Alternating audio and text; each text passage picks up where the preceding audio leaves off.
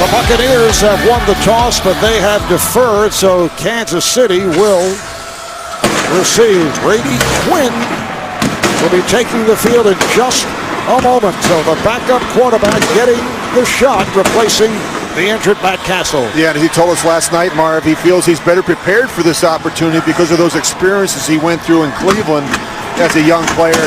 I think the important thing is to get him off to a good start. And the big thing, and he talked about this last night, ball security. I got to see throws. I've got to take care of the football. If we can do that today, we have a chance. The deep man for the Chiefs, Shane Drone, first-year player out of North Carolina, and Michael Kanan, who is a combination kickoff man and punter in his 8th season out of Western Washington, will get this one underway. Kansas City Chiefs losing at home to Atlanta, lost at Buffalo in a blowout. The win at New Orleans in overtime, then lost at home to San Diego last week, losing also at home to the Ravens in a field goal festival, a 9-6 victory for Baltimore. Tampa Bay's one win came here at home opening day as they beat Carolina. That stopped the 10-game losing streak. Bucs losing their last 10 last season. And Drone will stay right there. They'll bring it out to the 20-yard line as we take a look at Kansas City offensively. Right tackle Eric Winston has received much attention for criticizing those who cheered last week as Castle was knocked out of the game. So backup Brady Quinn is continuing where he left off last week, playing briefly in the fourth quarter. More on that later on. Backs and receivers, it's been all about Jamal Charles, who is off to that terrific start. And this afternoon goes against a team that is number 4 against the run, but horrible against the pass. Dump off to Charles. So he is stopped in his track by the left defensive end, Michael Bennett. Lost a yard on the play. Tampa Bay defensively out of the 4-3 has Texas product Roy Miller, who was a college roommate of Jamal Charles. Linebackers Levante David, second-round pick out of Nebraska. Big game 2 weeks ago against Washington. In the secondary, E.J. Bigger starting for the suspended Aqib Talib. And it looks like Charles was shaken up. Jamal Charles, who's made it back from torn knee ligaments, coming off those back-to-back 1,000-yard seasons, and gets a lot of work out there. Last week, 31 carries for the 140 yards. There you go back. I think he just gets his helmet ripped off. You're going to see Bennett come in here, and he just grabs him, just tries to get him on the ground, takes his face mask, just rips it right off. Sometimes it comes right across the bridge of your nose, and that can really hurt. I've had that happen before. In the booth? Not in the booth. You're not that mean. It's safer up here.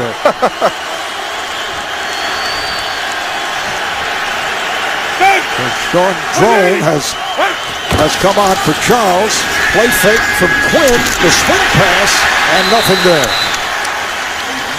Caught by McCluster for no gain on the play. Dexter McCluster, 3-year man out of Ole Miss. Well, they're just changing up some tendencies. You think the Chiefs are going to come out running. They try and throw in the first 2 plays. But look at the types of throws, Marv. Real high completion percentage throws. A screen to the right to Jamal Charles. They come right back with another quick screen to the left, trying to get Brady Quinn off to a good start. But Brady Quinn looking at a 3rd down and 11. Drone remains as the lone setback. Short set by Quinn, and the nice catch is made off the back shoulder. Oh, now apparently not able to hold on. He bobbled it, dropped it. Wayne Bowe hit by Eric Wright. And this is what happens. You get a quarterback in there. Brady Quinn hasn't had a lot of reps with the starters like Dwayne Bowe, and you miss him on the back shoulder on a slant route. That's a throw you can't miss. Roscoe Parrish is back for this punt from Dustin Colquitt. Roscoe Parrish signed as a free agent several weeks back. And That was nearly blocked. Flag is down.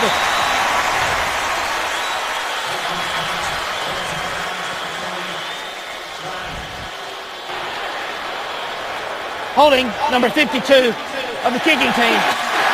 10-yard penalty will be added on to the end of the play. Referee Walt Coleman with the call on Brandon Seiler of the Kansas City Chiefs. Punt went just 21 yards.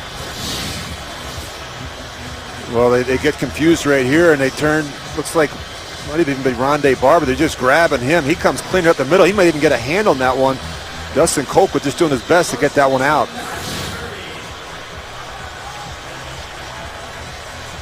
So Tampa Bay to the offense. Here's Josh Freeman taking the field. Yeah, there's a quarterback that grew up in suburban Kansas City and went to Grandview High School. He started playing quarterback in the 8th grade, and as he told us on Friday, Marv, he's got to play better. He has struggled a little bit here this season. Off the penalty, the Bucs start at the 30-yard line. Doug Martin picks up 6 on the play, stopped by Justin Houston, the outside linebacker. As we take a look at the Bucs up front, Jamon Meredith, 4-year player from South Carolina, starting at right guard, replacing Ted Larson, was playing for the injured David Joseph. Backs and receivers, well, Vincent Jackson is the big play threat, 2-time Pro Bowler who came over from the Chargers. And the feature back, a rookie out of Boise State, Doug Martin. And Martin is now flanked to the right side. A 2nd down and 4 for Tampa Bay. Freeman fires looking end zone and overthrew the intended receiver, Vincent Jackson, who drew double coverage. As for the Chiefs, their basic defense has Ropati Petoa playing for the injured Glenn Dorsey at right defensive end. The linebacker, 2nd-year player Justin Houston, leading Kansas City with 6 sacks. Derek Johnson made the Pro Bowl last season. And the secondary features Eric Berry, who's back from a severe knee injury following a standout rookie season. And Kendrick Lewis makes his return from injury, playing the free safety. DJ Ware in the backfield now for the Bucs.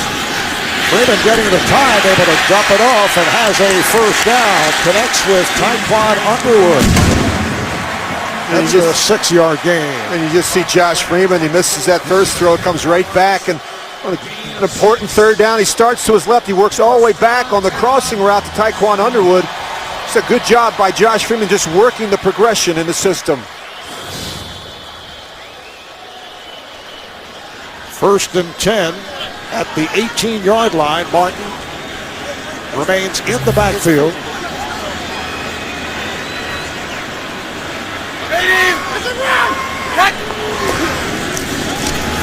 And the handoff to Martin. Broke a couple of tackles and able to get down to the 15-yard line. Picked up 3. Talking about Josh Freeman growing up in the Kansas City area. A huge fan of the Chiefs. Star quarterback at Grandview High School, located just outside of Kansas City. His dad, Ron, was a linebacker. Got a look in training camp from the Chiefs. Played in the USFL for 2 of your favorite teams, the Pittsburgh Maulers, the Orlando Renegades. They're 2 teams I didn't play for. 2nd down and 7.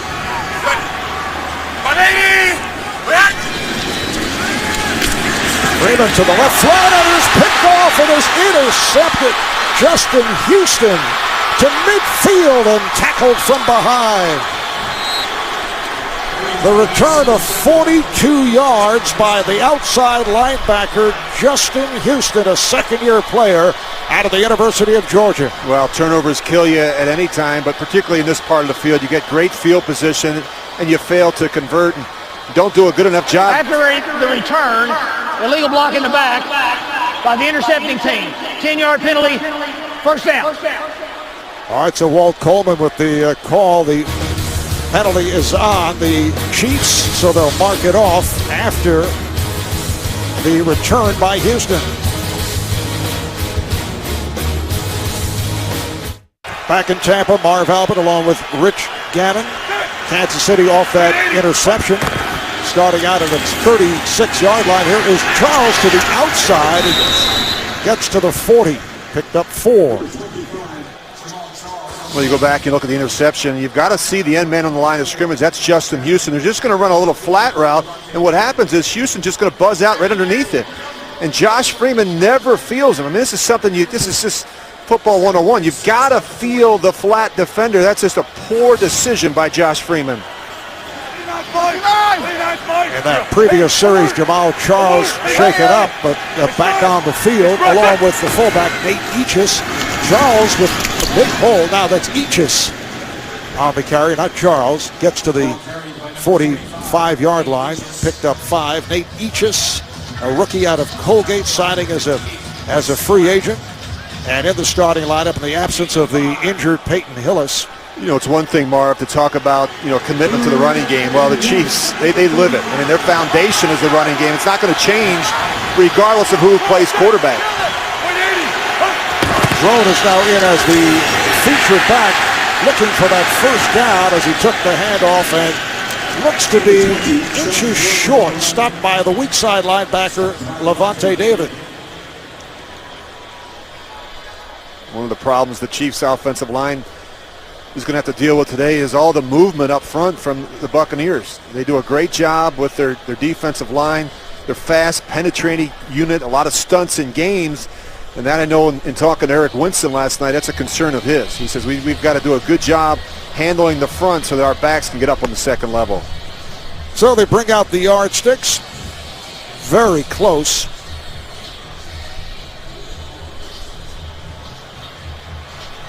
And just did pick it up by the nose of the football.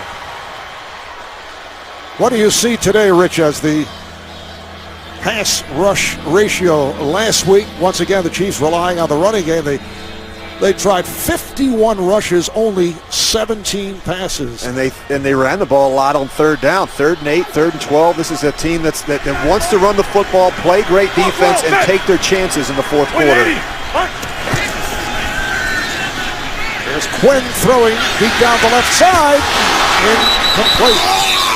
One-handed attempt by John Baldwin, second-year player out of Pitt, who's in the starting lineup this afternoon. I didn't think it was a very good route by Jonathan Baldwin. Just keep running. Watch when he looks back, he starts to throttle. Just keep running. The quarterback will get it out there. He was expecting a kind of an underthrow. You've got to run right through it. Almost makes an incredible catch, but a better route there by Jonathan Baldwin may have gotten that done.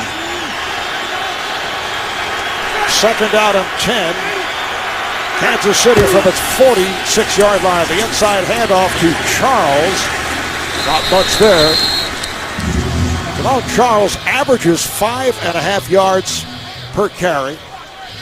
Leads the NFL in rushing and total yards from scrimmage.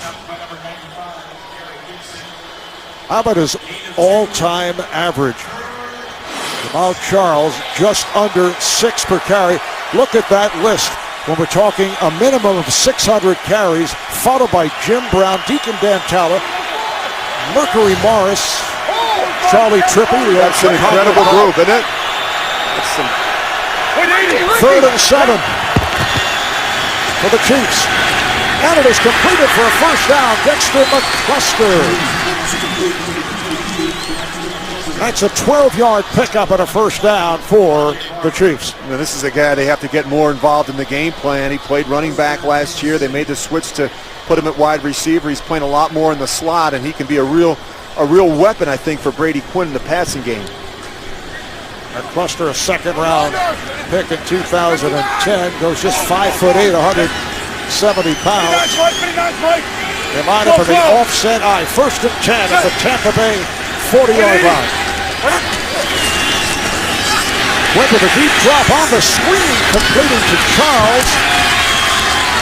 Good job by Jamal Charles, taken down by the defensive tackle Joe McCoy as Charles goes for 8 after the catch. Really nice job by Brady Quinn. He's going to draw the rush. He knows he has the screen on, and this is what they want to do. Get Jamal Charles in space and let this guy go to work. He is a very difficult tackle because of his quickness, and of course because of his speed, a former track star at Texas. 2nd down and 2. Kansas City on the move at the Tampa Bay 32, 7.5 remaining. First quarter with no score. Alert! Hey, Bella, sit! 180! And off to Drone by the right side, and he has the first down. Mason Foster able to make the stop, 5-yard pickup. Now we're set for an NFL update. Let's go to JV and Dan Marino. An opportunistic Cincy touchdown. Yeah, off a Brandon Weeded interception. Andy Dalton finds Jermaine Gresham going 55 yards for a touchdown. No one's going to catch him, putting Cincinnati up 6-0. Cincy has won the last 4 meetings. Let's take it back to Marv Albert and Rich Gannon. All right, guys, Bengals trying to turn it after the loss last week to Miami. A short set by Quinn and able to complete to Jonathan Baldwin inside the 20. Let's see where they spot it.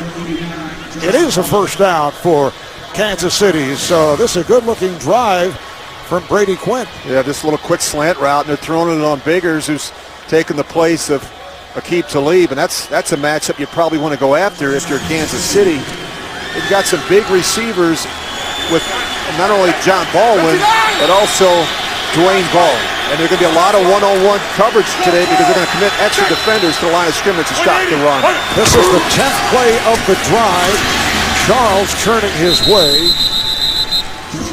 getting close to the 15.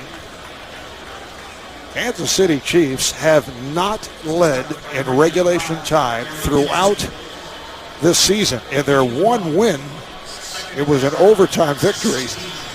So they actually had not led until they kicked the field goal in OT. And it's tough to always be playing from behind. I think it really changes how you call the game, not just offensively, but defensively as well. Empty backfield for the Chiefs. Quick's pass deflected and picked off. Intercepted by Mark Barron. And for Kansas City, it is turnover number 20. They lead the NFL.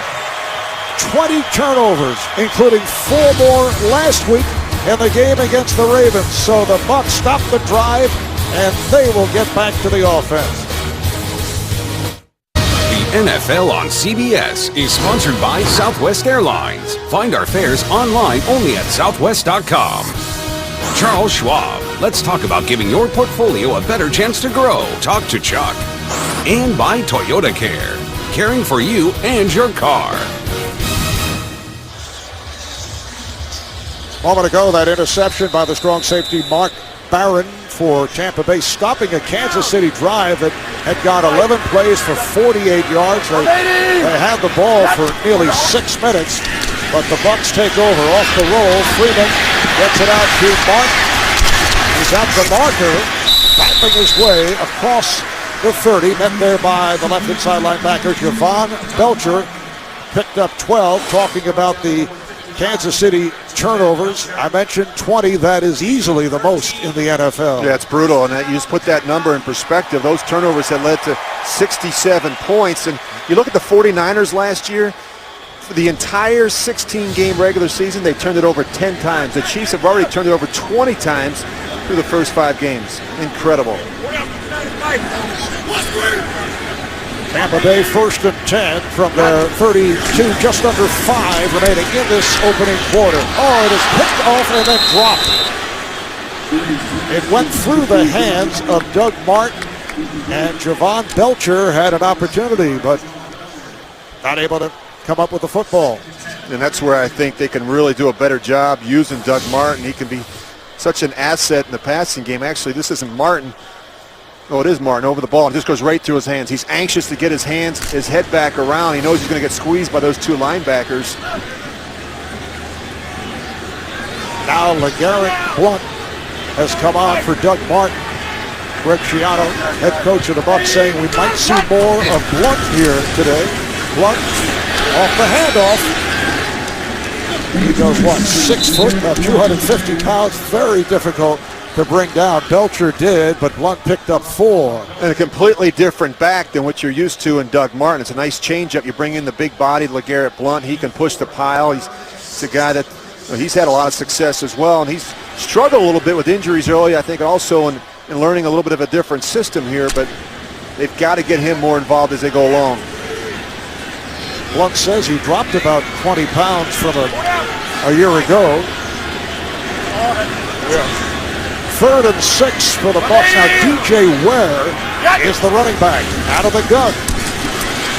Freeman had it tipped, and the two defenders for Kansas City colliding. Freeman's pass intended for Jackson. Pass intended for Vincent Jackson, and a flag is thrown. Freeman very fortunate that he was not picked off for a second time in this first quarter. His location is what gets your attention. I mean, he's missing some throws on the back shoulder of these receivers. Once that ball gets deflected, it usually winds up in the hands of the defense. Illegal use of hands, hands to the face. Number 69 offense. That penalty's declined. 4th down. That's the right tackle, DeMar Dotson. Well, you see Vincent Jackson, that would have been a tough catch. And then, of course, this one almost gets picked off. You've got two chief defenders colliding, and Mike Williams there trying to get the scoop up. That's Javier Arenas, back deep, 3-year man from Alabama.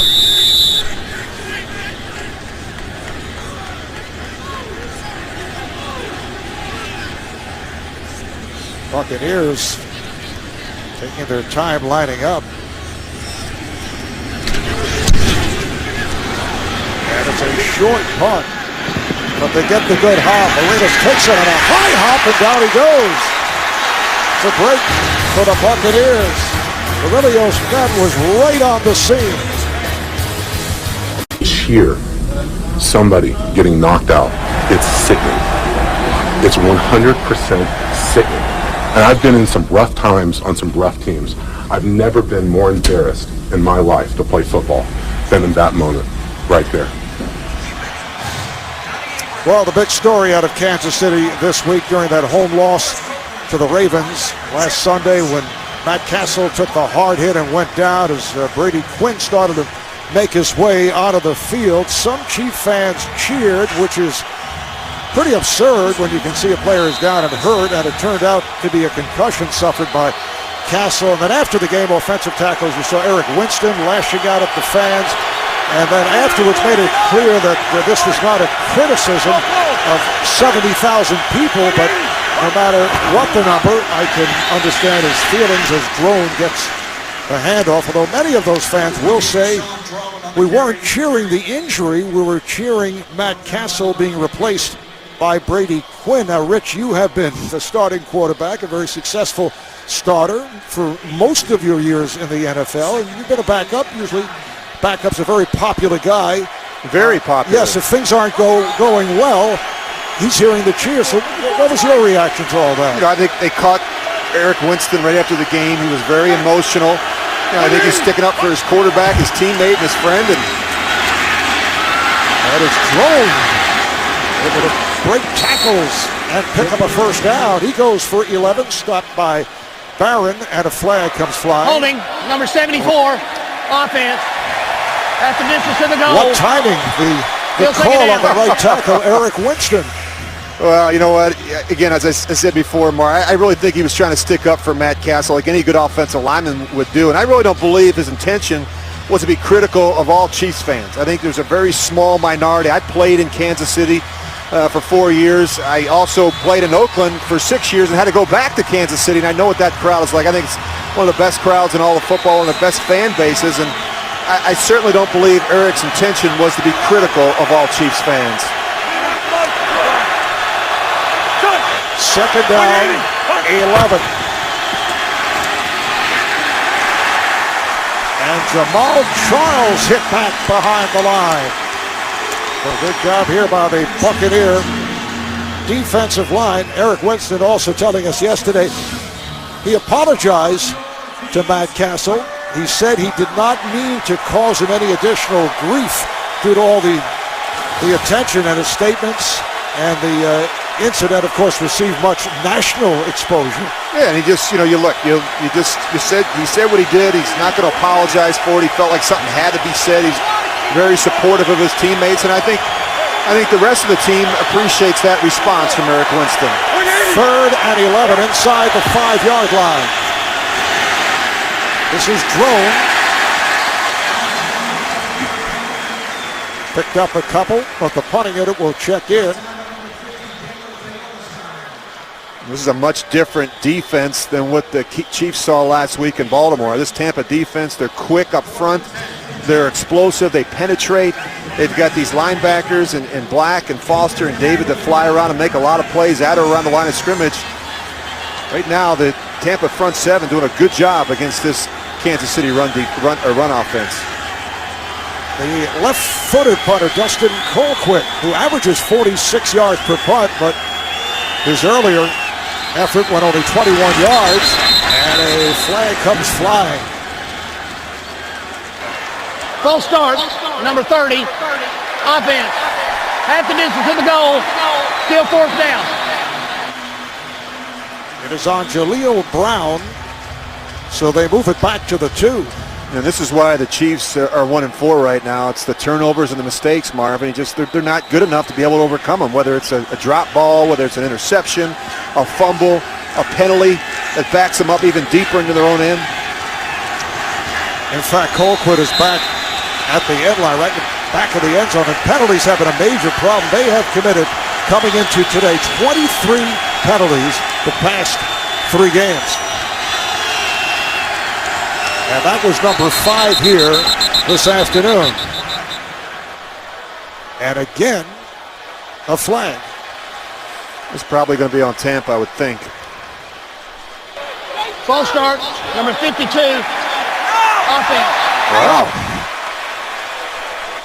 Once again, it is on Kansas City. Brandon Seiler is called this time. So that is the 6th penalty on the Chiefs in this opening quarter. Well, just watch the movement here, and that's you got to. That's what I saw first. I didn't see Seiler move. I saw the end man on the line of scrimmage, and I think they're trying to get that clarified. Thought it was movement first in the neutral zone by Tampa that made the Seiler move.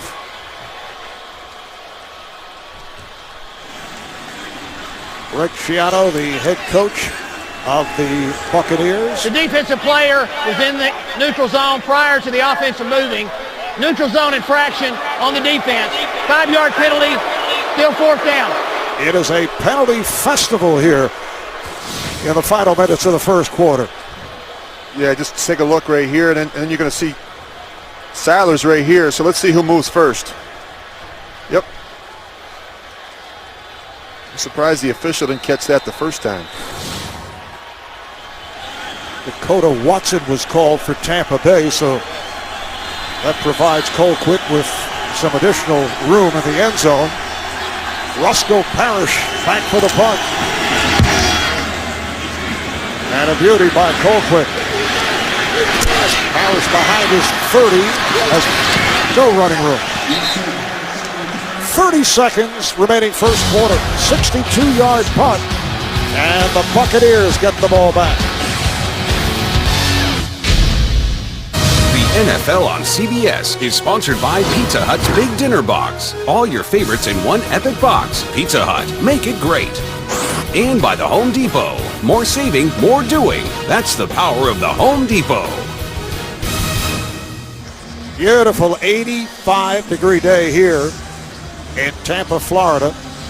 Tampa Bay taking over. No score, 30 seconds to go in this opening quarter. LeGarrette Blount remains in the backfield as Freeman tosses sideline. A leaping catch is made by Mike Williams. He's down to the 10-5 touchdown.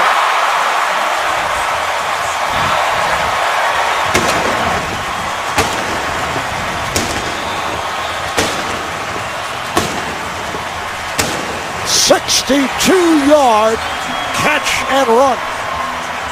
Mike Williams going against the right corner Stanford route.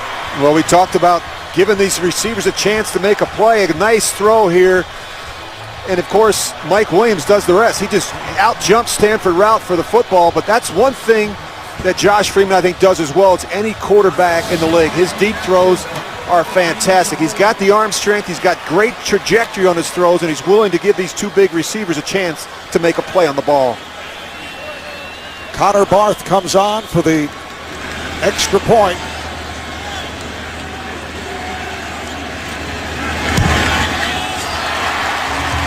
For Josh Freeman, his 6th touchdown pass of the season. Mike Williams, 3rd touchdown reception. The Buccaneers with a 7-0 lead. Josh Freeman connecting with Mike Williams. 62-yard pass play. The end result, 7-0 lead for Tampa Bay with this first quarter running down. Michael Keenan will kick it away. Sean Drone is back. And he'll stay right there. They'll bring it out to the 20-yard line. Well, Thursday, see why critics are calling Elementary the season's best. Don't miss a new episode. That's Thursday only. CBS.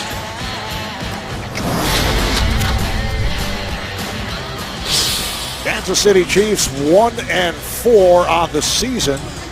We mentioned Tampa Bay with their problems when they lost 10 in a row last year. Well, Kansas City has dropped 11 of the last 15, and as you see, they've been outscored 51-6 now in the first quarter this year. And they're not good enough to play from behind. If they have to get in a shootout where they've got to throw it 35 or 40 times, that's not how they're built offensively. Jamal Charles, Nate Eachus in the backfield. Is Brady Quinn pumping and with running room. It's a 9-yard advance covered up by Quincy Black, the strong side linebacker, and that will take us to the end of this opening quarter. Tampa Bay 7, Kansas City nothing. We'll be back to Tampa after these words. You're watching the NFL on CBS, home of Super Bowl 47. On to the second quarter. Marv Albert, Rich Gannon, 7-0. The Bucs over the Chiefs. Jamal Charles, the lone deep back. Charles tries the left side, taking that handoff from Brady Quinn, stopped by George Johnson. Brady Quinn in a 6th year out of Notre Dame, drafted 22nd overall, 2007 by the Cleveland Browns. Went on to play part-time with Denver. As you see, a big 0 in terms of games played, and then signed by Kansas City back in March. He was signed after the Chiefs were told that Peyton Manning was not coming to Kansas City. Brady had been the backup with the Broncos. And here is Quinn's pass broken up. Intended for Bo, who was covered by Eric Wright. That Brady Quinn, Rich, was first-round pick of the Browns when Romeo Crennel, now head coach of Kansas City, was the head coach in Cleveland. Yeah, I don't know that he ever really got a fair shake in Cleveland. It wasn't a very good team. They couldn't run the ball. There was a quarterback controversy with him and Derek Anderson. As soon as he got there, he gets hurt. They weren't good at wide receiver. They went through the coaching chain, different coordinators and systems early in his career, and that could be very unsettling to any young quarterback. Just ask Matt Castle. 2nd and 10. Play fake by Quinn, and then completes at midfield to the fullback, Nate Eachus. And that is his first catch of the season. It's good for 19. And they run the ball so well that you lose track of the fullback right down the middle of the field. And you see the fake to Jamal Charles. That gets everybody's attention, and the fullback just sneaks out right behind the middle linebacker there, Foster. Really nice throw by Brady Quinn. And that's the big key, I think, for Brian Dable, the offensive coordinator. They really got to find some high completion throws for Brady. Get him comfortable. Get him confident under center. First down play from the 50. Here's Charles. To this point, Tampa Bay has done a good job on Jamal Charles. 4-yard pickup. Rondé Barber, the free safety, coming up to make the tackle. I think his familiarity, Brady Quinn, with Brian Dable, they were together in Cleveland, and talking to Brady last night, it felt like 80% of the terminology was similar to what they had together with the Browns. And of course, Brady very excited for this opportunity. I think it's going to be important for him to control his emotions early. You know, put that interception behind you. It's one play at a time. I know that sounds very basic, very vanilla, but that's got to be the key for Brady Quinn, a guy who hasn't played a lot of football, Marv, in the last 3 years. Bo is to the right, Baldwin left at the near side. Here's Quinn on a screen. Once again succeeds. This time it's the tight end Maneri. And he is hit down short of a first down. Steve Maneri in a second year out of Tampa, a big tight end at 6'7", 280 pounds. And I don't know if they're not buckling their chin straps or it's just the Buccaneers are just really getting after these guys. You just see Maneri here. Watch the hit here at the end. His helmet's going to come right off. We saw Jamal Charles' helmet come off. We saw Tony Moyaki's helmet come off. These Buccaneer defenders aren't messing around. A couple of bucks did bounce off the 6'7", 280-pound Maneri. It's a big target for any quarterback. Sets up a 3rd down and 2. Drone is the lone setback. Way fake to Drone. Oh, extension. Was he inbounds? Yes, he was. Dwayne Bowe with a beautiful catch for a first down. Picked up 6 on the play. Well, this is their go-to guy. He's got 31 receptions coming into the game. He's just going to run a little stop route to make it that difficult for Dwayne Bowe. They've had a difficult time getting him the ball down the field, but just watch the extension and the concentration from Dwayne Bowe. He's a special player. A guy that's had back-to-back seasons of at least 1,100 receiving yards for the Chiefs. 59, Mike. Another first down for Kansas City. They had that long drive going late in the first quarter. That was stopped by an interception thrown by Brady Quinn. Back to the ground and a hole for Ichis. Reaching inside the 30. He went for 7. We're set for another NFL update from New York. Here's JB with Dan Marino. Marv, first time the Cowboys have scored on their opening drive. Yes, it was 8 plays, 80-yard drive. Felix Jones, he jumps outside, goes 22 yards for a touchdown, putting Dallas up over Baltimore 7-3. Cowboys have never beaten the Ravens. They're 0-3. Back to Marv Albert. Rich Gannon. RJB second down and 3 here in Tampa Bay. 4 minutes gone by, second quarter, 7-0 lead for the Bucs. Aegis in the backfield, takes the handoff. He's been a busy guy. And did he pick up the first down? Let's see where they spot it. It appeared that his mouthpiece, yeah, there it is. It was knocked out. That belongs to Nate Aegis. I can see the small writing on it.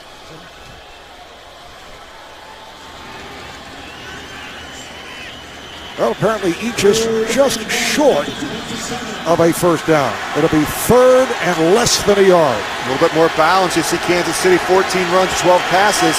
A lot different than what we saw out of the Chiefs last week against Baltimore. Aegis and Charles in the backfield.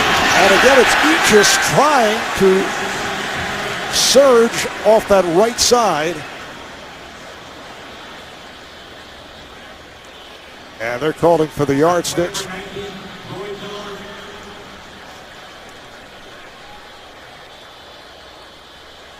Nate Aegis, very much a part of the offense here this afternoon. Caught a pass for 19 yards. And seeing the ball, getting handoffs from Quinn.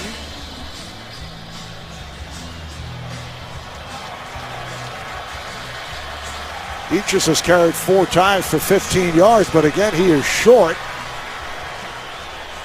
Well, if you're 1-4 and you're Romeo Crennel, I think your team needs a spark. You've got to find a way to get a couple inches. You've run the ball so well over the last couple weeks. And we're talking about a team that's first in the AFC in rushing, averaging over 180 yards a game. Should be a no-brainer for Romeo Crennel and Brian Dable. Double tight ends. Tony Moyaki, Steve Maneri, Drone and Aegis, the running backs. I think you may be more apt to sneak it with a quarterback like Brady Quinn. You know, Brady's a big, strong, physical guy. 4th and inches. And they pick it up. It is Sean Drone. Picked up 2. And we're set for another NFL update. JB and Dan. Hey, Marv, I'm sure Rich would love to have these weapons that the Falcons have. Oh, no doubt. Matt Ryan getting on track. 4-yard touchdown pass to Robbie White. 7-3 Atlanta. Matt Ryan, 28-4 at home. Back to Marv and Rich. Wow, what a group. And how about my guy, Tony Gonzalez? Guys, I had Tony Gonzalez as a young pup in Kansas City. Future Hall of Famer. Young Puck.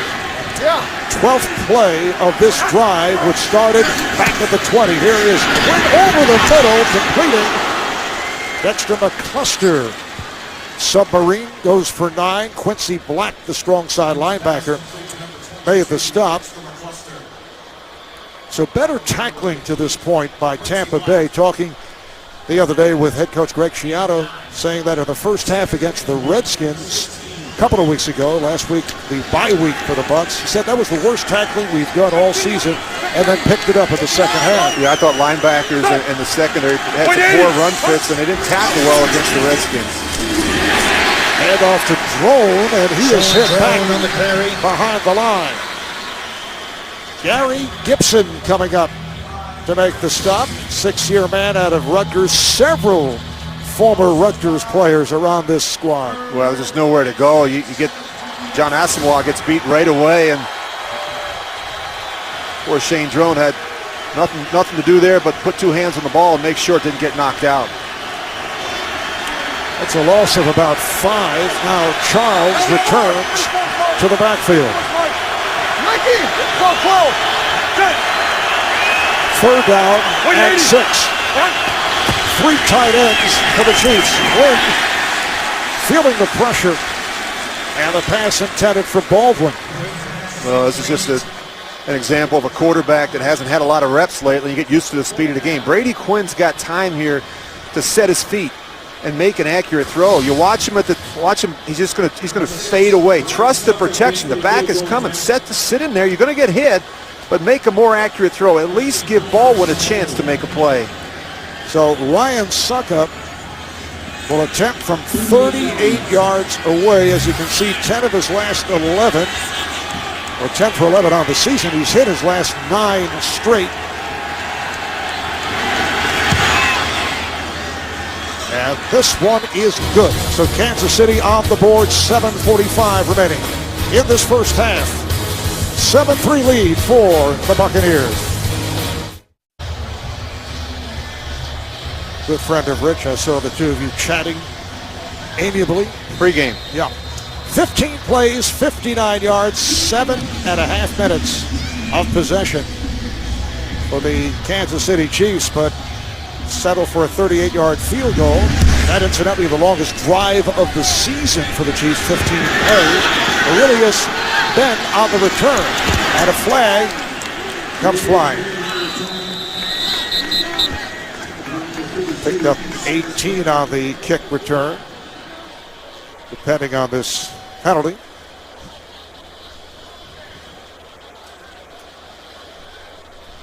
Referee Walt Coleman out of Little Rock, Arkansas. Illegal wedge on the kicking team.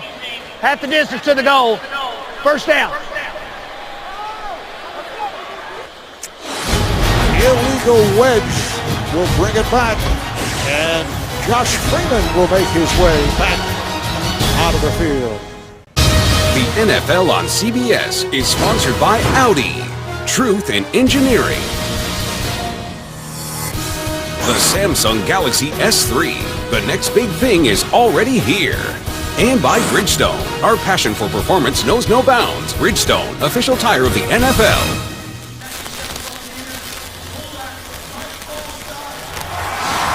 This is not something you see very often. You know, actually a legal formation, you've got 3 forming a wall, and that's a rule that's been changed a couple years ago. You can only have 2.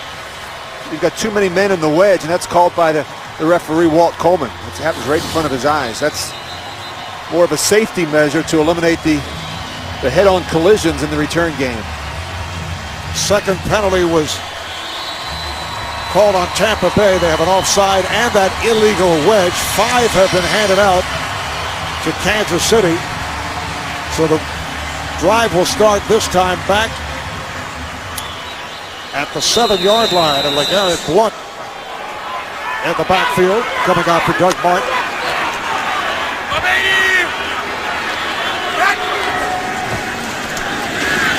Freeman's pass is caught at the 10 by Mike Williams. Met there by Derek Johnson, the Pro Bowl inside linebacker. That's a pickup of 4. Well, the Bucs haven't had a lot of plays offense, but just their 11th play there. You look at time of possession. They've only had it for 4 minutes and 40 seconds. 4:41 actually, and they got to put together a long drive. Their defense has been on the field way too much here in the first half. Second down play as Blunt remains as the lone deep back. This is Blunt, the hole open and then closed. Picked up 2 on the play. Met by Anthony Toribio.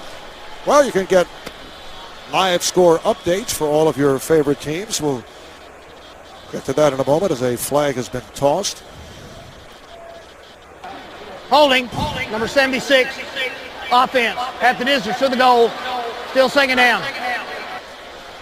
It is called on the center, Jeremy Zuta. As I was saying, you can get live score updates for all of your favorite teams with the new CBS Sportcaster app. Available on select devices. Visit cbssports.com/mobile or text SCORE to 42777 to get the free app. Second down and 11, and Freeman fires one. That is caught out at the 40-yard line by Williams. Josh Freeman and Mike Williams very effective in this first half. This time Williams working on the left corner. Brandon Flowers off that 62-yard touchdown play. He was going against the right corner Stanford route. Well, you just give Williams an opportunity to make a play, whether it's route or Flowers in this situation. I mean, he's unbelievable once the ball's in the air. It's incredible. You look at the yards per catch. I mean, these are big play weapons in Mike Williams and Vincent Jackson. Very difficult. They do a great job tracking the ball once it's in the air. That was good for 36. Those guys, the top 2 in the AFC. Here's NFC. Doug Martin, the intended receiver. Martin was on the right flank. That's crazy. Go back in that previous play, and Josh is actually he fumbles the snap, and then he's able to gather himself and make a good throw down the field to Mike Williams. But as you watch this offense through the first 4 weeks of the season, Marv, I just don't get the sense that the quarterback and receivers are all on the same page in terms of the timing and the rhythm in the passing game. Second down and 10. The running back is Blunt.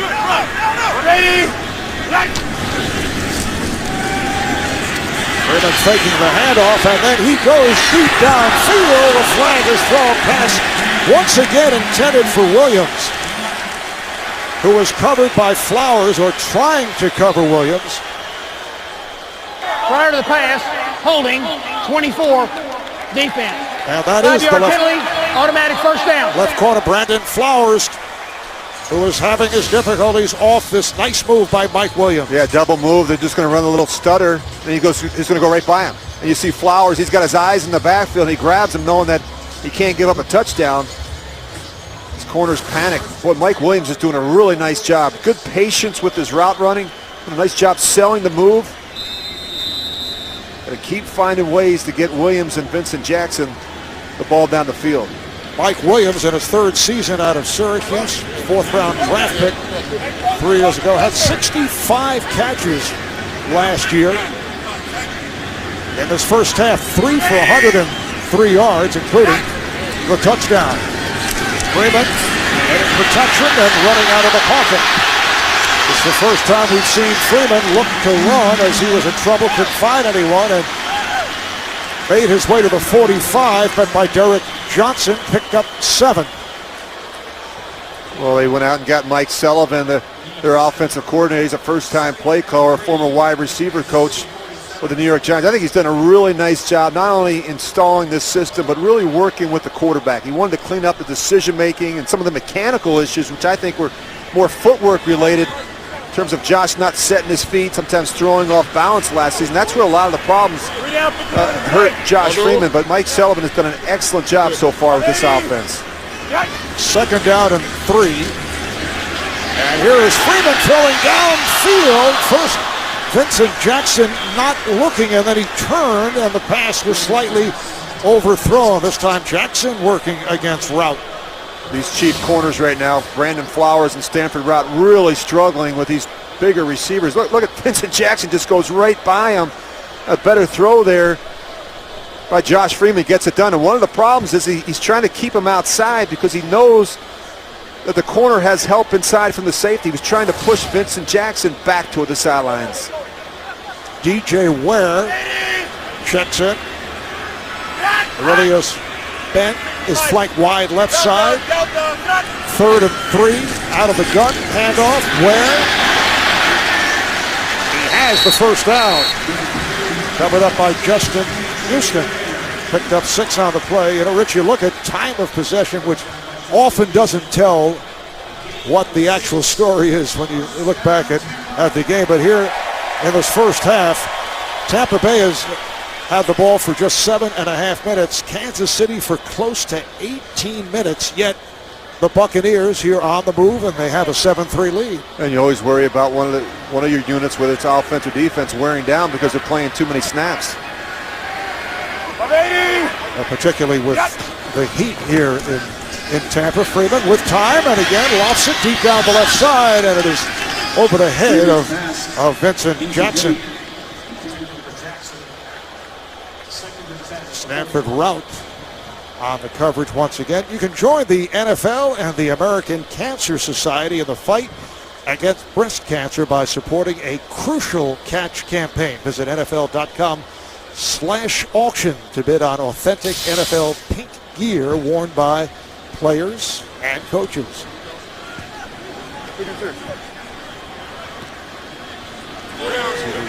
Pink chin strapping worn by Josh Freeman. 2nd down and 10, and the handoff goes to Martin. He has been held in check, picked up just 4 on the play. Doug Martin, rookie out of Boise State, a first-round pick. The Bucs moving up to take him 31st out of Stockton, California. And Rich, his mom is a prosecutor in Stockton. Says he has never won an argument with his mom. I bet you never got in trouble growing up either. But he's a good-looking back. He's got that terrific vision and balance that you like, and the instincts. He runs with determination, and he's got good initial quickness in the hole. That's what I really like about Doug Martin. 3rd and 7. Dallas Clark in motion. Freeman was looking in his direction and then throws. It is short. Intended for Underwood, and Josh Freeman is hearing it from the crowd. And I think Josh Freeman's frustrated with Tyquan Underwood. You talk about the timing and the rhythm in the passing game. There's a big hole there. The protection was good. He was waiting for Underwood to get in the hole there. It just took too long. Josh Freeman has missed on his last 4 attempts. Here's Connor Barth, who has hit 25 straight. 9 for 9 this season. This is a 55-yard attempt. His career-long 57 2 weeks ago against Washington. Barth with the kick. It is no good. Hit the upright. His last miss, October 16th, last season against the Saints from the same distance, from 55. Connor Barth in his 5th season out of North Carolina, one of the best in the NFL. He'd hit 25 in a row. Incidentally, the NFL record 42 straight by Mike Vanderjagt of the Colts. So the Barth streak has come to a conclusion as he missed from 55. And Kansas City takes over at their 45-yard line. Quinn able to complete to Baldwin.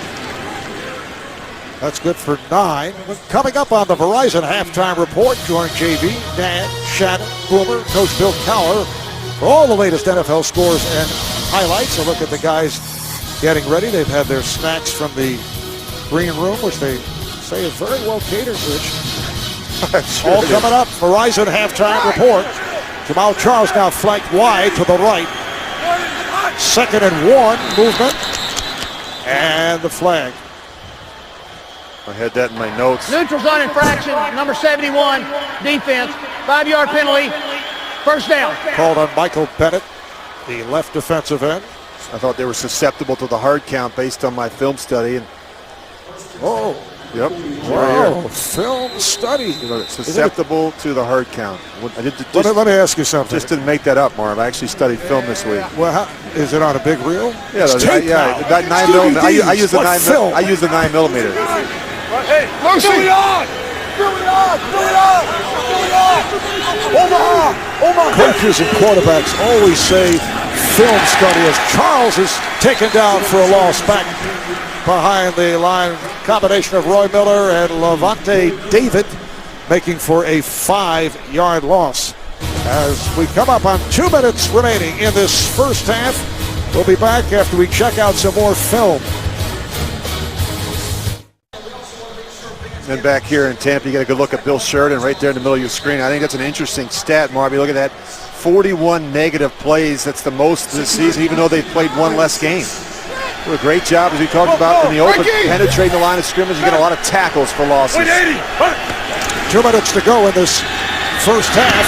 Quinn's pass is incomplete. Pass intended for Dexter McCluster. Brady Quinn in his 6th season out of Notre Dame, playing for Charlie Weiss with the Irish out of Dublin, Ohio. We're seeing less no huddle with Brady Quinn than when we saw with Matt Castle. I think that makes some sense. You want to make sure that he's comfortable. You make sure that his communication is good. And who's Mike here? the numbers on Quinn, 10 of 16, only 76 yards, 1 interception. 3rd down, 15, and a timeout is taken by the Chiefs. Quinn did not like what he was looking at. The NFL on CBS is sponsored by Volkswagen. It's not the miles, it's how you live them. And by City Private Pass. Get more access with a City card.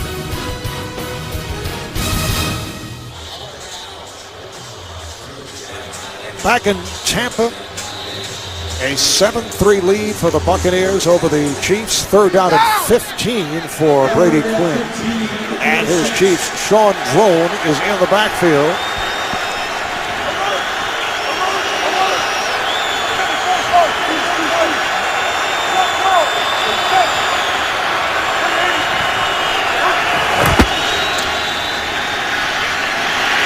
Quinn with a shovel pass. Drone is stopped at the 40, went for 7, but short of the first down. Rondé Barber coming up to make the tackle. Rondé has been moved from corner to free safety in his 16th NFL season at 37 years of age. The Bucs actually talked Rondé into coming back for a 16th season. Isn't that amazing? You've got a guy who's a Hall of Fame corner, and all of a sudden in his 16th season you make the move from corner to safety, and it's been kind of a seamless transition, I think, for Rondé Barber. So here is Dustin Colquitt about to punt for his 3rd time. It's Roscoe Parrish back inside his 10, and they take the delay of game.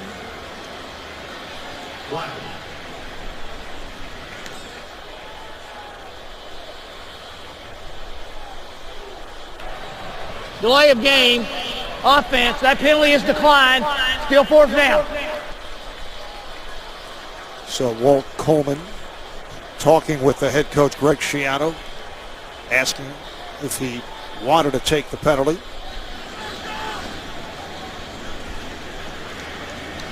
Dustin Colquitt of the famous Colquitt punting family, which began with his dad Craig. Spent many years, member of the Pittsburgh Steelers, mid-70s. Brother Britton is with the Denver Broncos.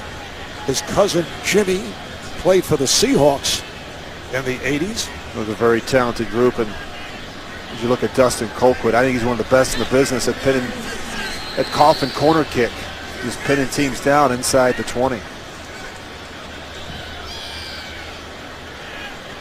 Long line of Colquitts attending University of Tennessee.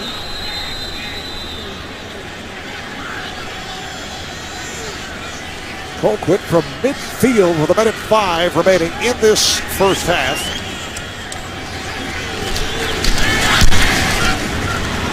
And Looks to angle it. Beautiful punt. I don't know if the Chiefs were able to down it.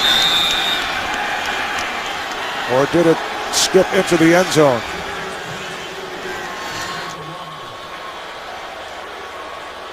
Didn't I just say he's one of the best in the business? And apparently, carried out just inside the one. Well, oh, beautiful. Well, I don't know now. Beautiful move. He throws that one back to Edgar Jones. That might be one you want to challenge. Whether or not Edgar Jones, when he first touches it, whether or not his foot's on the line. You're going to see Drone. He's going to throw it back. I think he's okay, but as he throws it back to Edgar Jones, watch to see if that left foot of his touches the line. And that'll be a booth review. So they'll check it out. We'll be right back. Coming up on the Verizon Halftime Report, JB, Dan, Shannon, Boomer, Coach Bill Cowher will have all the latest NFL scores and highlights coming up on the Verizon Halftime Report. Under 2 minutes, it is a booth review, and this is what they are checking out. There you go back and you look, and Shane Drone's going to throw the ball to Edgar Jones. Just watch his left foot. That's going to be on the line right there, and then you see he still has possession of the ball. The ruling on the field stands.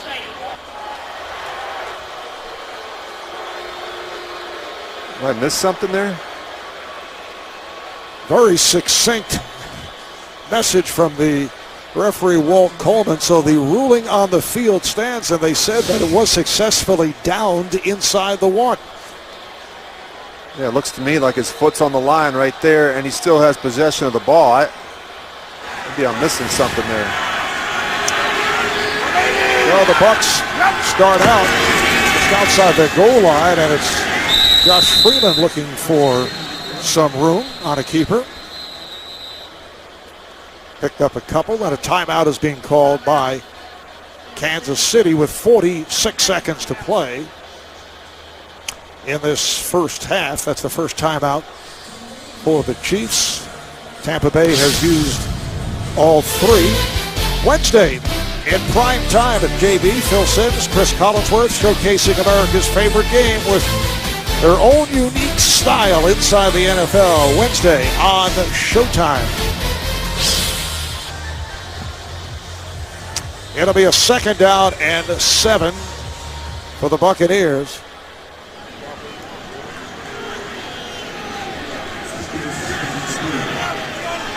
Doug Martin is the running back.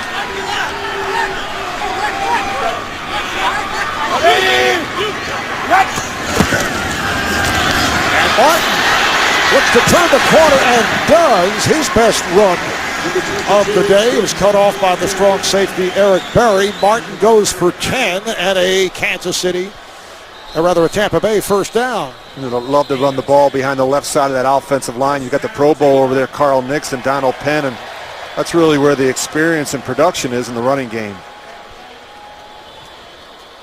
Martin able to bring it out to the 14-yard line.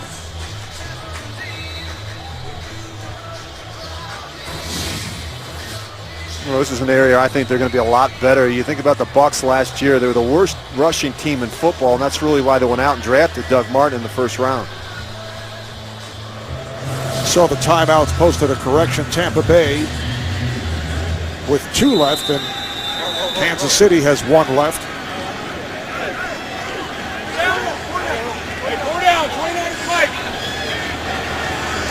First and 10 for the Bucs. About that time of possession, we touched on that earlier. Martin picked up 5. Doug Martin, the first player from Boise State to be drafted by the Buccaneers.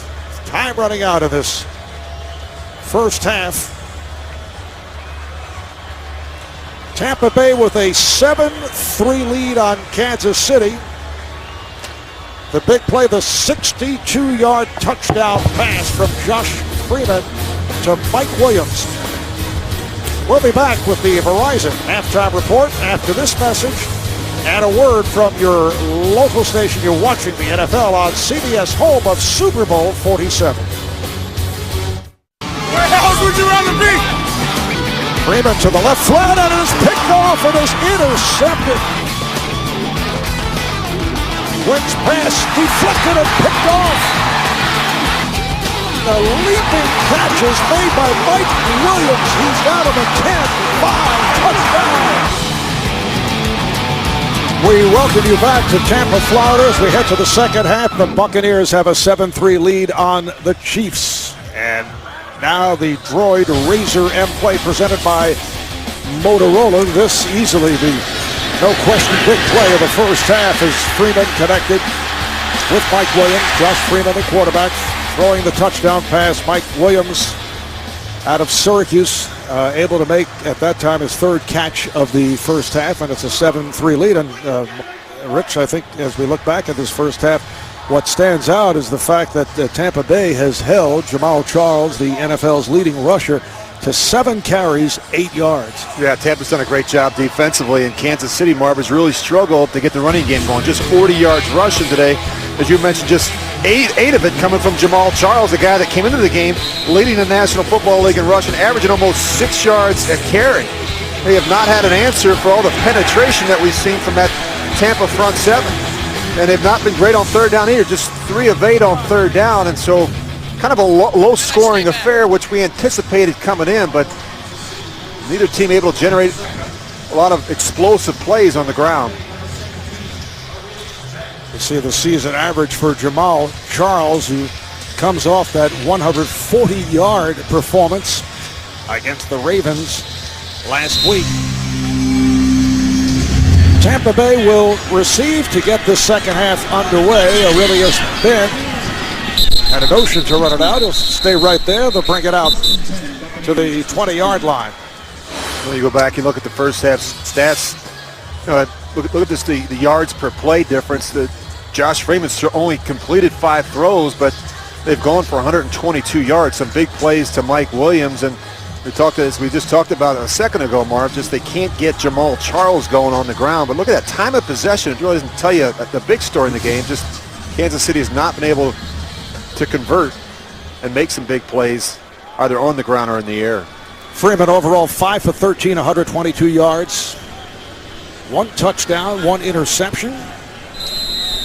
Doug Martin is in the backfield as the Bucs start out from their 20-yard line. This is a matchup of 2 struggling teams. The Bucs at 1 and 3. The Chiefs 1 up and 4 down. The toss to Martin. And he is hit hard as he reaches out to the 25-yard line. Picked up 4. Pretty good hit right here. Yeah, sometimes you don't have to see it, you can just hear it. And you got to be careful if you're Doug Martin leaving the ground. You expose yourself to some of those big hits. Second down and 6 from the 24. Martin in the backfield with the fullback Eric Lorig.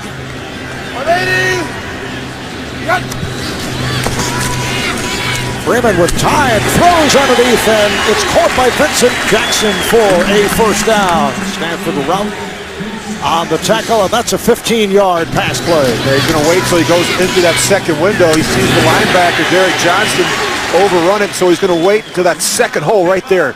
Really nice anticipation by Josh Freeman. And the first catch of the day for Vincent Jackson, who comes in with 16 receptions, 2 touchdowns a couple of weeks back against Washington. 6 receptions, 100 yards. Freeman out of the gun. Martin to his left. Here they come. Freeman able to step away and able to complete to Martin. Breaks a tackle to the 40, 30, pushed out of bounds.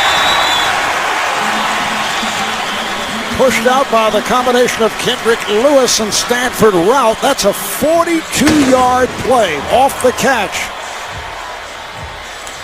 Well, this is a really nice job here by Josh Freeman. You're going to see the pressure come on his strong side He does a nice job. They block it up, and watch Josh Freeman step up inside. He knows he's got to get it out quick, and this is the matchup you want. You want your running back on Justin Houston, a guy that's much better rushing the passer than covering in the passing game. And he put a move on Houston. Third long play for the Buccaneers. Third that has gone 20 or more. Here's Freeman firing. Touchdown, Tampa Bay. Vincent Jackson on a 19-yard touchdown pass play.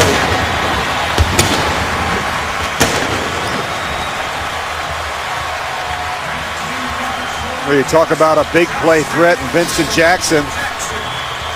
Again, he's going to go by the linebacker. He's got to work in between the two deep safeties. This is a great throw, getting it up and down from Josh Freeman. And you think about a guy like Vincent Jackson, more than a third of his catches last year went for 20 yards or more.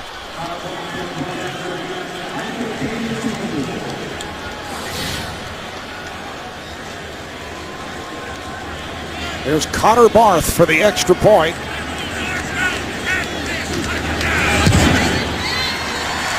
Vincent Jackson with his third touchdown catch of the season. 4 plays, 80 yards, 2 minutes, 14 seconds. And the Buccaneers extend to a 14-3 lead. This is developing into a strong game for quarterback Josh Freeman. And on this last drive, he goes 3 for 376 yards. The big play was that little flip to Doug Martin, who took it for 42. The kickoff by Keenan. And bring it out to the 20-yard line on the touchback. Tonight on 60 Minutes, James Bond, celebrating 50 years of the world's most famous spy, plus a report from the front lines of Syria. That's on 60 Minutes tonight. So the Chiefs starts out at the 20-yard line, and as we touched on just a moment ago, they have done a terrific job to this point against running back Jamal Charles. This is Charles trying to turn the corner, gets across the 25, met by the right corner, Eric Wright. Went for 7. Well, we talked about coming into this game, Chiefs number 2 in terms of rushing offense. The Bucs, an area where they're much better is their run defense, and you can see how that is translated today. Kansas City only 47 yards on the ground. This time they go to the air, and the catch is made by the tight end, Tony Moeaki. There you see some no huddle here. They've got to do something. They've got to do something to change the tempo. We saw so much of it with Matt Castle, and Brian Dable told us last night we're not afraid to use it with Brady Quinn. Pass play to Moeaki, good for 18. And this is Charles once again trying to turn. Got to the edge and reaches out to midfield. Met by the middle linebacker Mason Foster, about 3 on that play.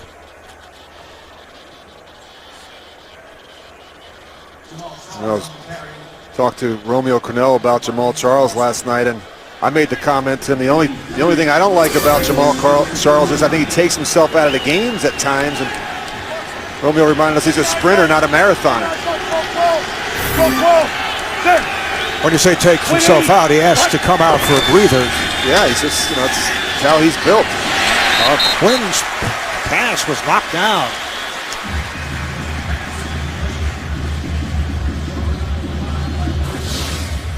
Well, we've seen more and more of this in the NFL this season. You think about J.J. Watt, and you've got to be, if you're a quarterback, you've got to be aware of those guys right in front of you. You've got to be able to find throwing lanes.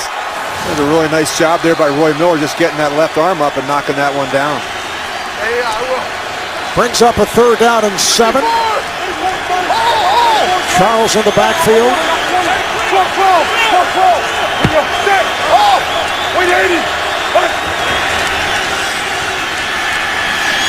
Quinn has a 1st down and more. Once again to the tight end, Steve Maneri. So he's been looking for Moeaki and Maneri. Levante David making the tackle, but it's good for 19. Well, Brady Quinn has always liked to throw the ball to the tight end. You go back and you study him at Notre Dame. He did it at Cleveland. And a couple of good ones here in Kansas City. And again to the hurry up as Charles tried the near side, just 2 on the play. Gary Gibson making the stop. Jamal Charles has made it back from the torn knee ligament injury.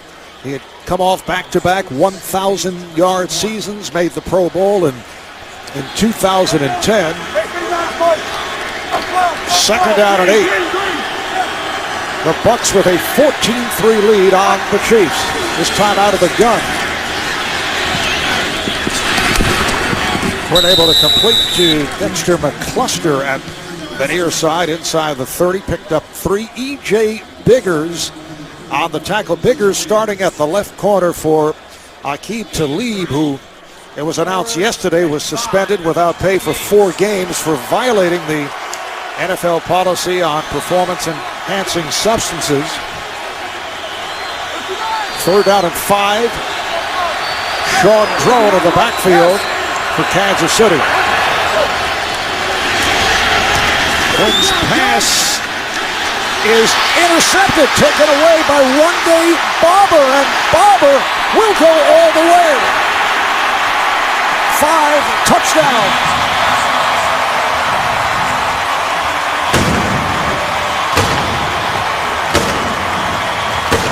The pass intended for Dexter McCluster, and Barber returns it 77 yards for the score. Well, I don't think this ball ever hits the ground. You're going to see the collision there, and just keep an eye on the football as it comes down and hits his thigh. Looks like it hits Bigger's forearm, and there's Rondé Barber right there to make the scoop. You think about a guy like Rondé Barber and what he's done in his career. Only player in NFL history with 20 more sacks and 40 or more interceptions. That being his 45th. I would think this one will be challenged. E.J. Biggers made the play, and then Barber was able to come up with it. The NFL on CBS is sponsored by Southwest Airlines. Find our fares online only at southwest.com. The new Droid Razr M by Motorola. Say hello to the full-screen phone. And by Allstate. Enter the 60 Seconds of Mayhem sweepstakes at allstatecfb.com. All right, they're taking a look at that last play. All scoring plays can be reviewed, so it's not a challenge in terms of the coach throwing the challenge flag. The question is, did that ball hit the ground? Yeah, and it just seems like every throw today has been contested by this Bucs defense. As you go back and you look at that, I think that's gonna stand. I don't even know that ball ever touched the ground. And the play made by E.J. Biggers, and then Rondé Barber was able to scoop it up. After reviewing the play, the ruling on the field stands. For Rondé Barber, it's his 12th career interception or fumble return for a touchdown. Right, you're gonna just as the ball comes down, you're gonna see it's gonna hit Dexter McCluster's thigh, and then it gets caught on Biggers' arm, and then of course it hits the back of McCluster's elbow, and Rondé Barber is right there to scoop it up. That ball never touches the ground.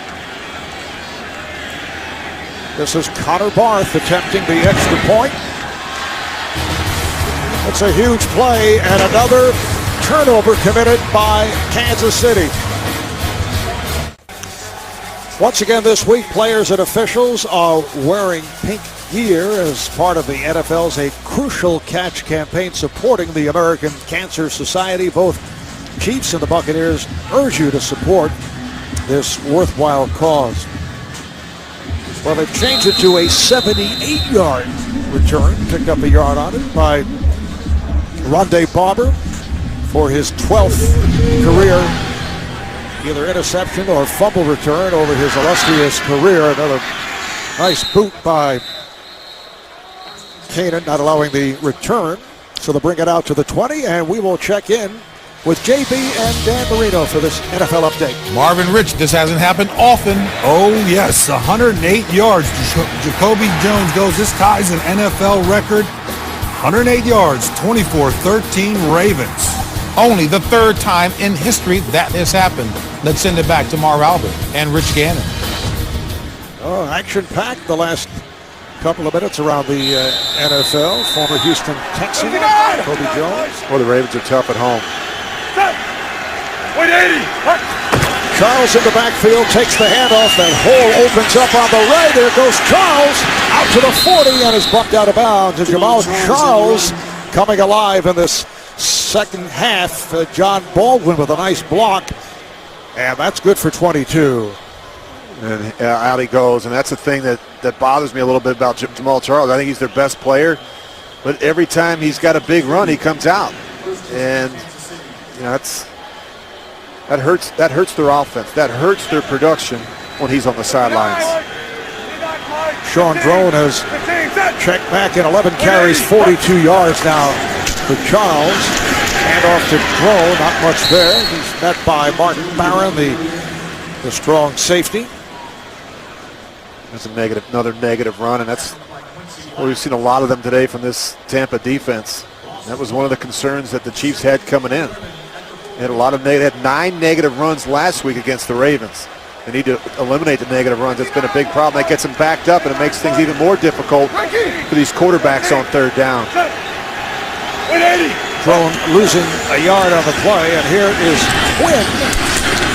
That's short of a first down as he connects with McCluster. Pickup of 9. We'll be talking about the negative runs, and this is before today. 41 coming into today's game, and 4 more today. A really nice job by that front seven, getting penetration, not only in the running game, but the passing game as well.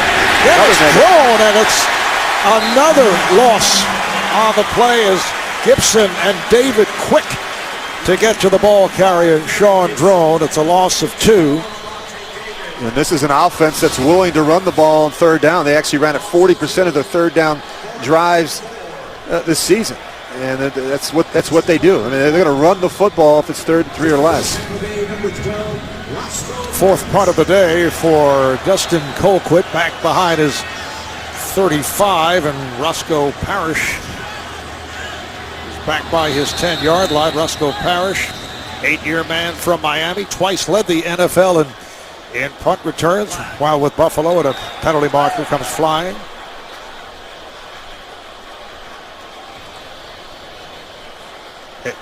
Head coach Greg Schiano of the Bucs. Talking to the special teams coordinator Tom McMahon.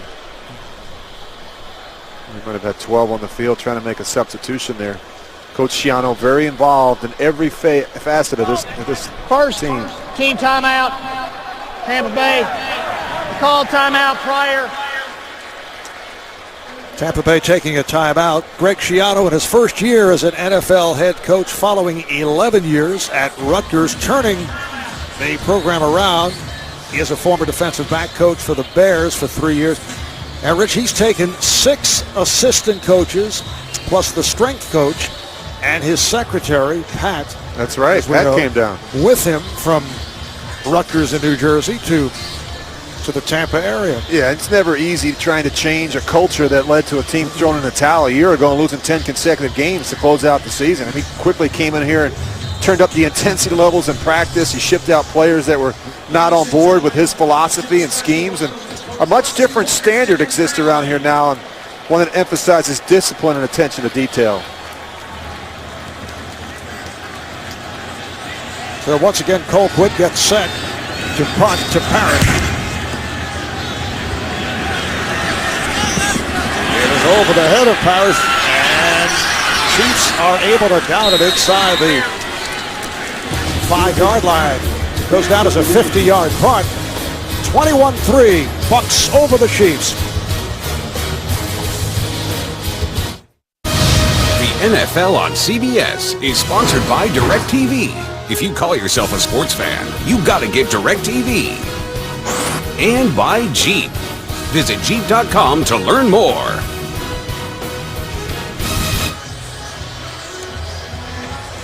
We are back in Tampa, Florida. Marv Albert with Rich Gannon. Halfway through this 3rd quarter, and the Buccaneers have a 21-3 lead on the Chiefs. Off that beautiful punt by Colquitt, downed at the 2. That's where the Buccaneers start out. Doug Martin is the feature back.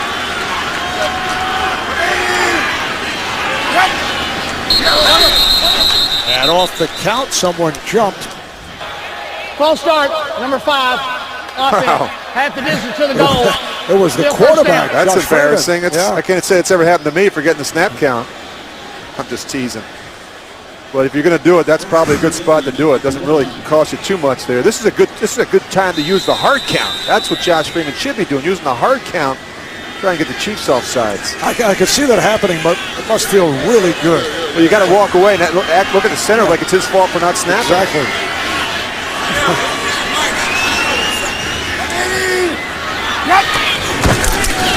Now the handoff to Martin. Picked up a yard. I must say they have not exactly elbowed their way into Raymond James Stadium. Today's game obviously not a sellout, which means the game not able to be shown on live television within 75 miles of Tampa. But the Buck fans here have to be very happy with what they've seen to this point.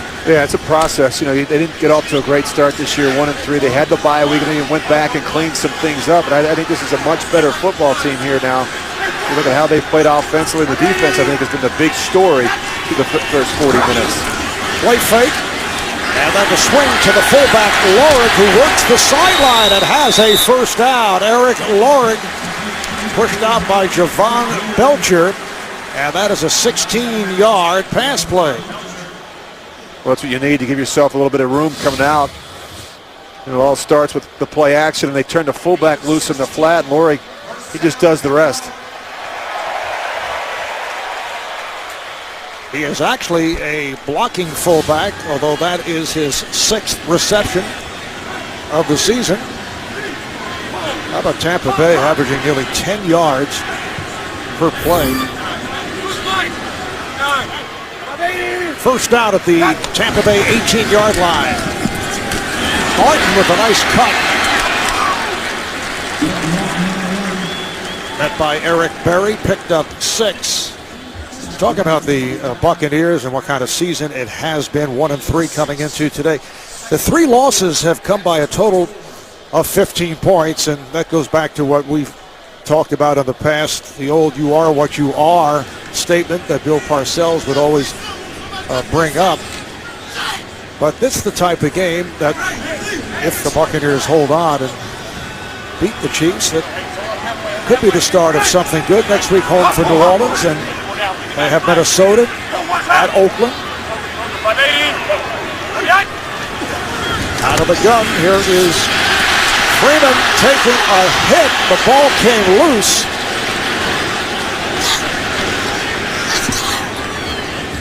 And let's see who recovered. No indication. The hit from Tampa Hali. Well, you have to have a plan for how you're going to account for Tampa Hali. It's the extra hits there that gets Josh Freeman. You see Hali comes in off of his right side, and now you're just trying to scramble to get the ball back. Can't afford a turnover this part of the field. Lamar Dotson, the right tackle for the Bucs, who was able to take possession. So Tampa Bay will have a 3rd and 14 back at the 14-yard line. DJ Ware now in the backfield. Timeout is called. Timeout taken by the Bucs. Kansas City head coach Romeo Crennel taking over last season from Todd Haley with 3 games to play. One-time head coach of the Browns for 4 seasons. It's his 31st year as a coach in the NFL. 3rd and long for the Buccaneers. Ware on the backfield.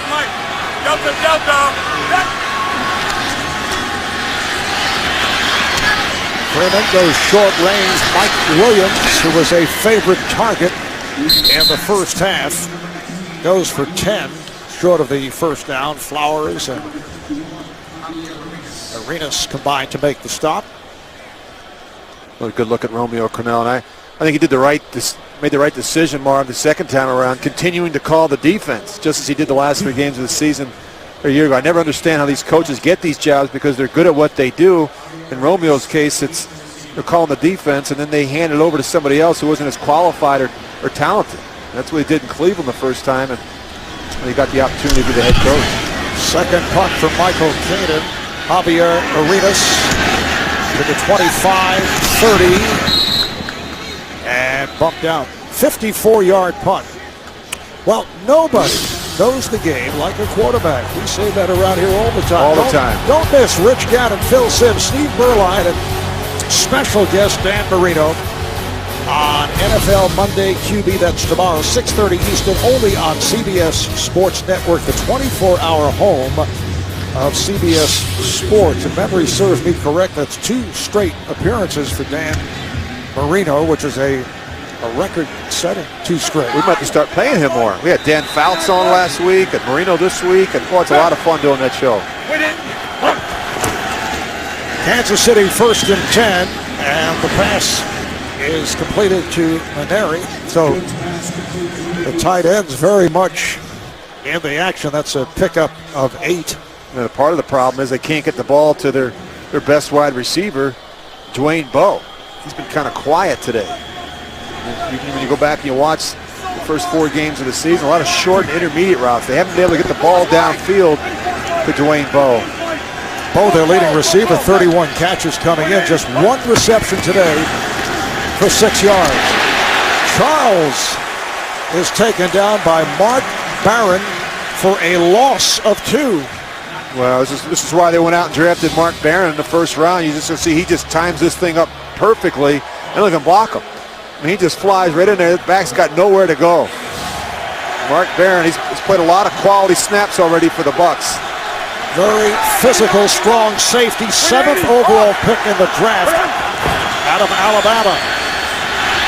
Quinn going underneath right at the marker, connecting with McCluster, who has been his favorite receiver. Picked up 5 and a first down. Rondé Barber getting the wraps on McCluster. A good look at Rondé Barber. I think Rondé Barber has really helped the development of Mark Barron. You think about Barron being a super talented safety coming out of Alabama. He's got the size and the range you're looking for, but I think it really made a lot of sense to put these 2 together back here so that they could communicate, and the veteran, Rondé Barber, could help the youngster, Mark Barron. Play fake to Drone. Quinn seeing the opening and slides across the 45-yard line. Picked up 2 on the play. Gerald McCoy able to make the cover up. Brady Quinn getting the start, his first in some 34 months. Last start coming against Kansas City as a member of the Browns back in 2009, and he's playing for the injured Matt Castle, who suffered that concussion last week. Quinn, a 17 of 25, 146 yards. Handoff to Drone, finding the opening, and gets out to midfield where he's met by Barron. We talked about the turnovers and how that's been a big problem, but the other issue is they don't score a lot of points. I mean, the second fewest points scored last season. It 9 games where they only scored 10 points, and you look at the problem again last week. They were only able to muster 2 field goals against the Ravens, and through almost 3 quarters, they've only got a field goal here today. They don't score a lot of points on offense, and that makes it very, very difficult to win in this league. 3rd and 5. Quinn with the pass that is broken up. Intended for Bowe. Good job by Eric Wright, the right corner, on that coverage. Yeah, Bowe's just going to run a little quick out, and Eric Wright sees it all the way. It's not going to complete that. You think about this Tampa secondary, essentially 3 new starters. Wright comes over in free agency. Barron, we've been talking about, the 7th overall pick. Rondé Barber moves from cornerback to safety. Only Aqib Talib, who's suspended. This is Parrish, who is stopped short of the 15 out of 46-yard punt. We're set for another NFL update. JB, Dan Marino. Dallas has cut the deficit. Yes, 14-play, 80-yard drive. Tony Romo to Dez Bryant, 7-yard touchdown. Ravens 24-20. Dez Bryant's first receiving touchdown of the year. Back to Marv Albert, Rich Gannon. All right, JB, going to be a 1st and 10. from the 14-yard line. Here's Josh Freeman making his way back. 10 of 18, 224 yards and the 2 touchdowns.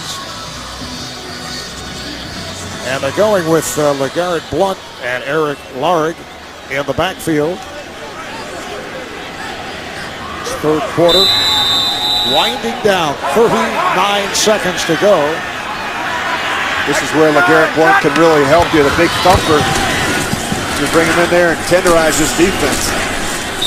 Trying to thump his way out to the 15-yard line. You always want to keep those backs fresh. You think about LeGarrette Blount coming in and spelling Doug Martin, but I think a big back like LeGarrette Blount can serve a purpose as well. And he could be great late in games like this when you have a lead. Well, that is the end of the third quarter. Buccaneers with a 21-3 lead on the Chiefs. We'll be back to Tampa after this message and a word from your local station.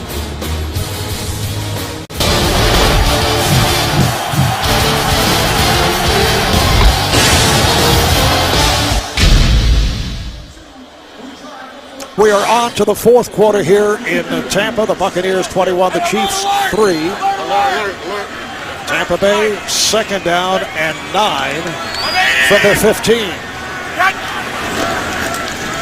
Freeman with much time, and it is dropped by Williams, who has had a very good day, including that 62-yard pass play for a touchdown. And this is just incredible.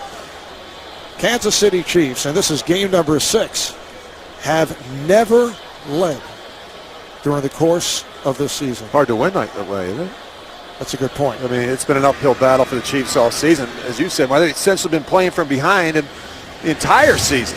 And they don't start well. You know, you think about how they started games. They don't go out and grab a lead. They haven't scored an opening drive touchdown in 24 straight games, the longest active streak in the league. Now, you may ask the question if you're an ardent Chiefs fan, as Freeman is able to complete underneath to where? Well, how about the win in overtime? Well, the clock wasn't running at that point. So we're saying while the clock is running. Right, during regulation. Right, they actually have never had the lead. And that really changes, I think, the way Romeo Crennel has to call the defense. You've got to be more aggressive. It changes the way this gentleman right here, Brian Dable, calls the offense. And it's hard. It's hard to stay patient. It's hard to stay with the plan when you're constantly playing from behind. Javier Arenas back for this punt. Oh, it is blocked! Lands in the end zone. Picked up by Cannon. He fires it, and it's intercepted, and it is... Let's see, did he touch the pylon? What a great play.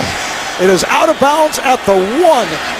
Edgar Jones was able to grab that flip from the punter, Michael Kanan. Here it is. Shane Drone makes a great play. Wow. He does a nice job avoiding the block by Kutera. And then, of course, the punter tries to pick it up. He's just trying to throw it out there. And Edgar Jones is right there for the easy interception. This is what the Chiefs needed to get him back in this game. Shades of Garo Yepremian. It looked a little bit like that, didn't it? The passing motion from Michael Kanan. Well, that'll make you sick. First down for Kansas City at the 1-yard line. Honestly, he would have been better staying in the end zone. He would have been better falling on that ball and taking the safety. You talk about making good decisions. But at the time, you're not... Well, it's tough to think like that. I get paid as a quarterback to make good decisions. He's a punter, and we work on situational football, backed up, punting out of your own end. What happens if it's blocked? What should I do?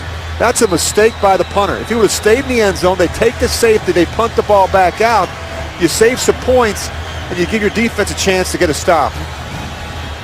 You complicate it. You let one mistake become another mistake. You let the fact that they didn't block it right compound by making another poor decision from the punter. And this play will be reviewed. What a catch by Edgar Jones.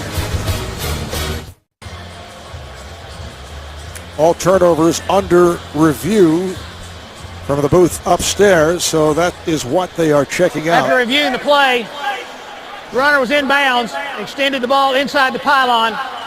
Touchdown for Kansas City. What a play indeed by Edgar Jones, the outside linebacker, a backup linebacker. He was able to make his way inbounds to the goal line. Well, just keep an eye on Shane Jones. He's the end man on the line of scrimmage. Not only is he going to block the punt, but watch this effort play, this hustle. He gets up. Now he's going to chase the punter. He's the one who forces this errant throw, and Edgar Jones is right there. Now watch the effort of Edgar Jones. I mean, it's a big defensive lineman there making a good effort to get the ball over the goal line. A touchdown for the Chiefs in a bizarre manner. And this is Ryan Suckup for the extra point. Tampa Bay now leads it 21-10. A minute gone by in the fourth. The NFL on CBS is sponsored by State Farm. Get to a better state with a discount double check.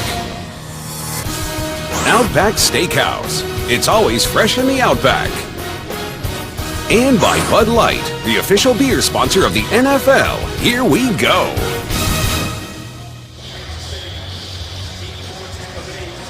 What a play by Edgar Jones just a moment ago. He's a high-energy guy, one-time member of the Baltimore Ravens. 6th year out of Southeast Missouri to help get the Chiefs back into it. Their first touchdown in 8 quarters. Ben will run it out. He's to the 20 and taken down. A 23-yard return, stopped by Corey Greenwood. Tomorrow on CBS, two broke girls are making their dreams come true. An all-new episode of the hit comedy that's tomorrow, only CBS. Well, if you're Tampa Bay, you've got to try and find a way to get the momentum back in this game. That was a huge turnover, obviously, and see Romeo Crennel there. He's probably going to be aggressive defensively. He's trying to get a 3 and out and get the ball back for his offense. Important for Josh Freeman to settle this offense down, put together some first downs, try and answer a score with a score. The running back is Doug Martin.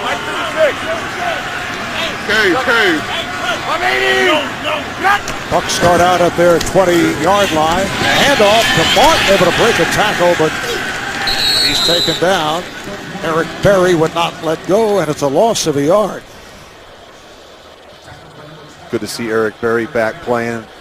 The unfortunate defensively, they lost some players. Eric Berry being one of them to an ACL early in the year. They lost Moyaki and Charles on the offensive side of the ball. That was a big story last year, the injuries. And Eric Berry, a former Pro Bowler, as a rookie for the Chiefs. And he went down last season on the very first play of the year.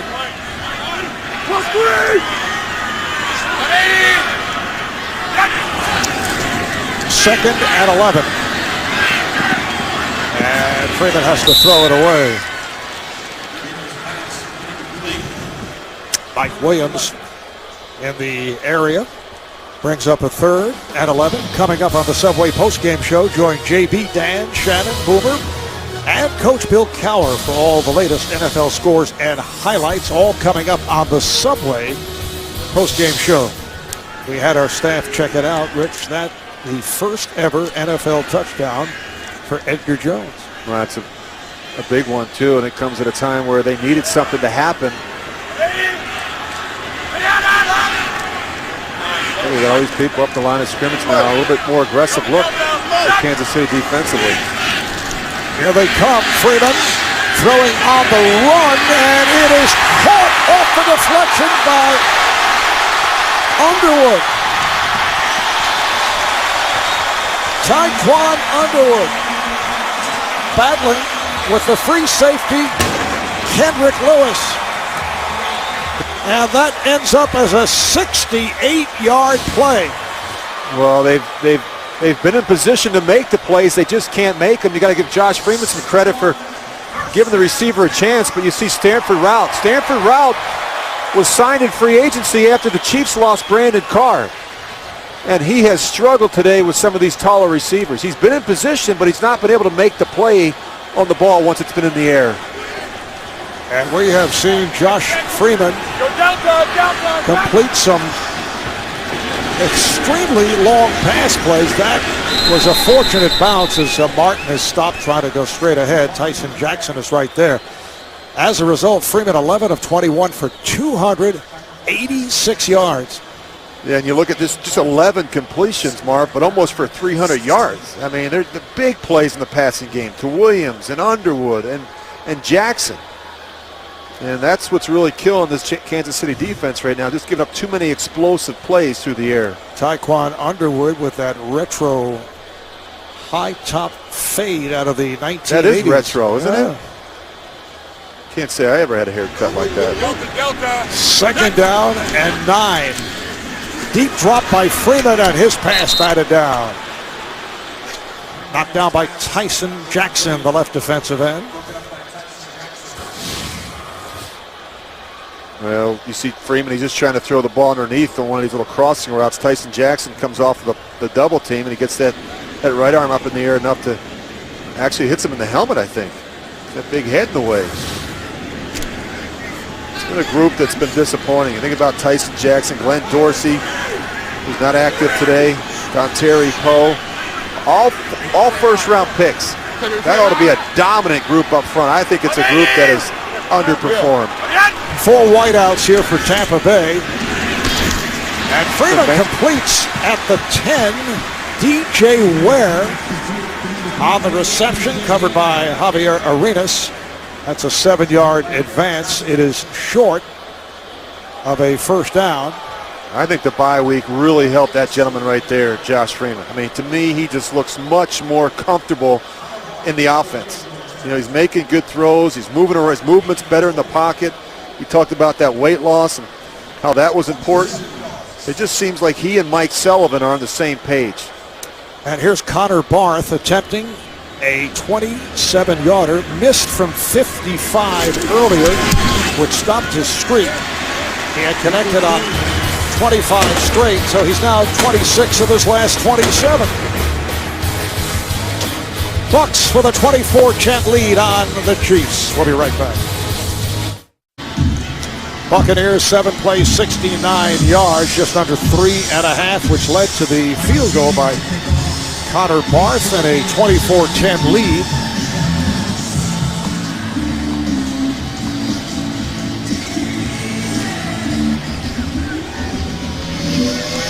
Sean Drone is back for the kickoff.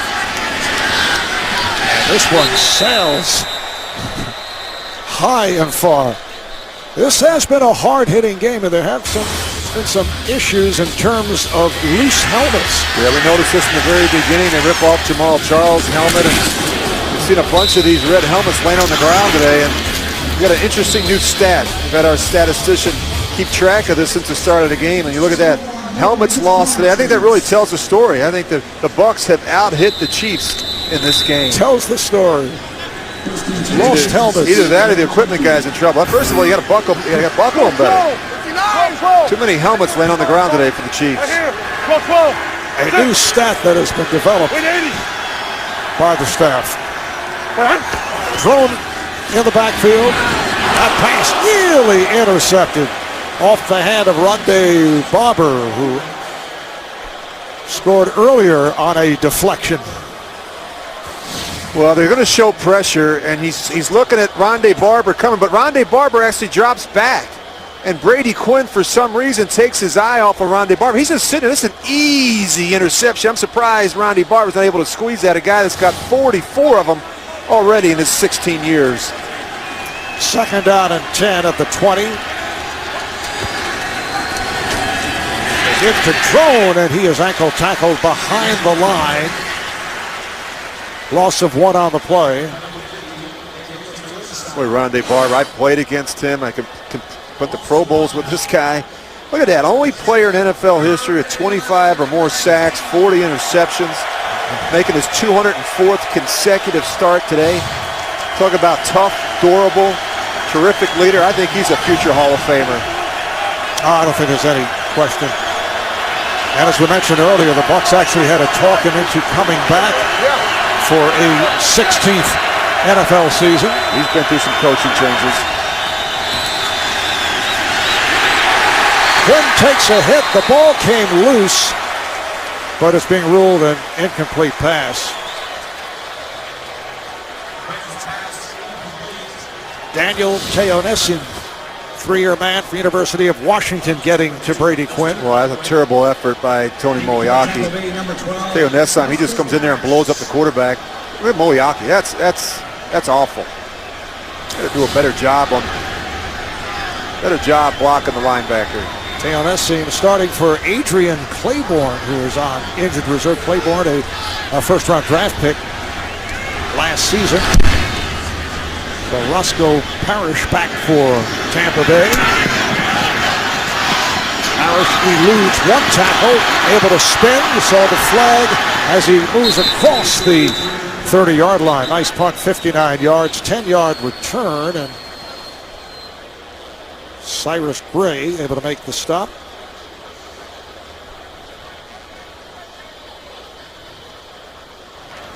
During the return, illegal block in the back, number 41 of the return team, 10-yard penalty, first down. Called on Eric Lorig, and we will step away with just under 9.5 left in the fourth. The NFL on CBS is sponsored by the Subway Restaurants. Try the new Tuscan Chicken Melt today. And by NFL Mobile from Verizon, built to bring you the game.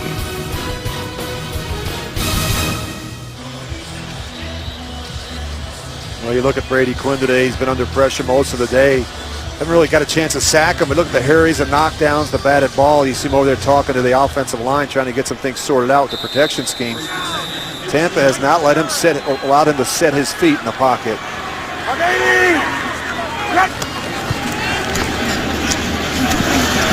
Doug Martin able to break tackles. Beautiful moves as he works his way close to the 40. Eric Berry was finally able to bring him down, but that's 23 yards for Martin. Well, the thing I like about Doug Martin is he's very decisive, and the other thing is he can run inside with power. Of course, he's got the speed to get out on the edge. You look how high and tight he's carrying that football. He's been a good little player here for a long, long time. 11 carries, 61 yards from Martin. Started slowly, but he has come on.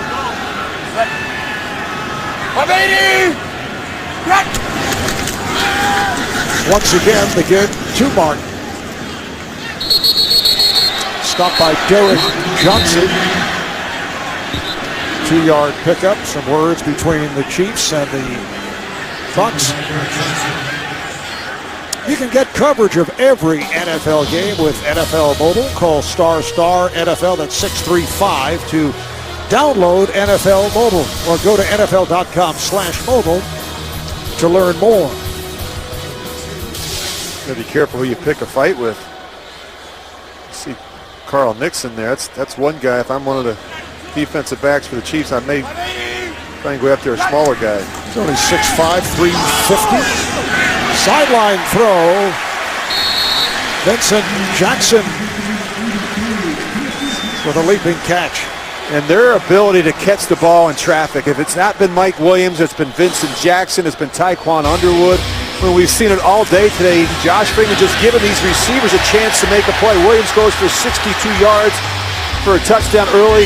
It didn't make a difference what corner was it, whether it was Stanford Route, whether it was Brandon Flowers. They just have taken their shots, but all three have made big plays on the ball because Josh Freeman has given them chances in the passing game. Third catch for Jackson and a first down for Tampa Bay at the Kansas City 45-yard line. This is Martin able to make the turn and has another Buccaneer first down. Run out by Belcher, and a flag comes in. Another 13-yard pickup for Martin. After the play was over, personal foul, unnecessary roughness, number 59 on the defense. 15-yard penalty from the end of the play, first down. So it is Javon Belcher called on that personal foul. And you get a good look at Martin, how strong. Look at that stiff arm. He just pushes Justin Houston right on his back. I mean, and there's a late hit from Javon Belcher. He's out of bounds now, and you come in and that's his frustration from Javon Belcher. How about 7 penalties, which has cost Kansas City 55 yards among their many problems in this 1-4 start.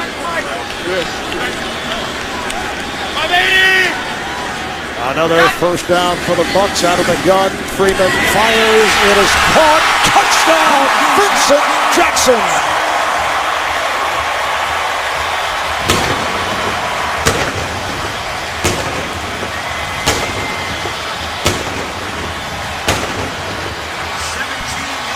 This has developed into a magnificent day for Josh Freeman. 14 of 25, 325 yards, 3 touchdowns. Yeah, and their ability to move him around. You see him inside on the slot. Look how far off the safety is Eric Berry. Kendrick Lewis can't make that tackle either. And that's the beauty of this offense, to be able to take a big, strong, physical guy like Vincent Jackson and move him in on the slot so that he can work against those linebackers and safeties. Here is Connor Barth for the extra point. Low snap is handled. Tampa Bay leading Kansas City 31-10. Yeah, this is a huge graphic. Look at that yards after catch today. Tampa Bay 162 yards. You got those bigger receivers, guys like Vincent Jackson and Mike Williams, that are hard to get down on the ground. That has been a big story. They have not tackled well in the secondary in Kansas City.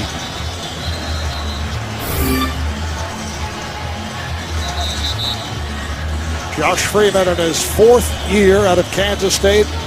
Grew up in the Kansas City area, was a fan of the Chiefs, loved Derek Thomas. In fact, in high school for a while was a linebacker. That because of Thomas and his dad, Ron, who was in the Chiefs camp briefly. Did play in the USFL. Josh had that terrific 2010, then struggled last season with the 22 interceptions, only 16 touchdowns. A reminder, next Sunday, the NFL on CBS with doubleheader action. Ray Lewis and the Ravens facing Matt Schaub and the Houston Texans. And then it's Mark Sanchez and the Jets going up against Tom Brady and the Patriots. Check local listings beginning with JB, Dan, Coach, Bill Cowher, Shannon, and Boomer on the NFL Today, presented by Southwest Airlines. Cyrus Gray now, the deep man for the Chiefs, rookie out of Texas A&M. And again, the boot is out of the end zone, so they'll bring it out to the 20-yard line. Just under 7 minutes to play here in the 4th quarter. Coming up on the Subway post-game show, JB, Dan, Shannon, Boomer, Coach Bill Cowher will have all the latest NFL scores and highlights. All coming up on the Subway post-game show. As your man, Tyquan Underwood. What a strange situation from last year. Remember, he was with the Patriots. He was cut from the roster the night before the Super Bowl. And handled it as well as you could hope for. Brady Quinn fires sideline, and it is caught inbounds by Dwayne Bowe. Picked up 7.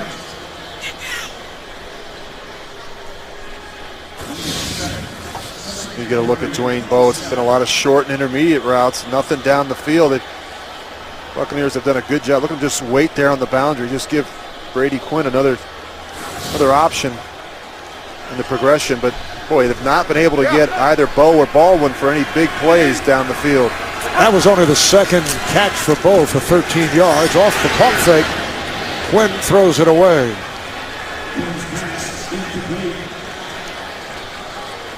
Brings up a 3rd and 3. Looking ahead for the Chiefs, next week they have their bye, and then they're home for the Raiders, followed by road games at San Diego on a Thursday night, then a Monday night game at Pittsburgh. This does not get any easier, leading to 3 straight at home.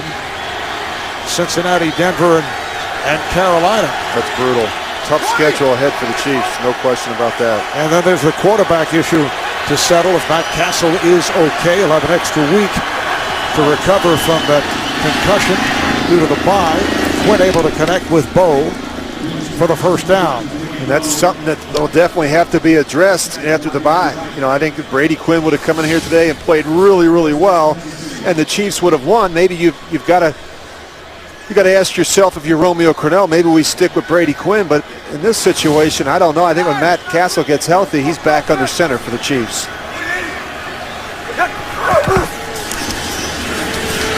Quinn able to stand in, and he completes for another first down. The tight end, Steve Maneri, making the catch. That's good for 11.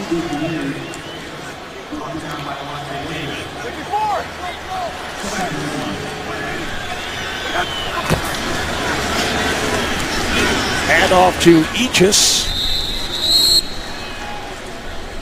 Marv, you've been mentioning Maneri's name a lot, McCluster. McCluster leads the Chiefs with 6 receptions. One of the problems the Chiefs have is they can't get the ball on the perimeter. We've been talking about that a lot during the day. Baldwin just 2 catches and Bo just 3.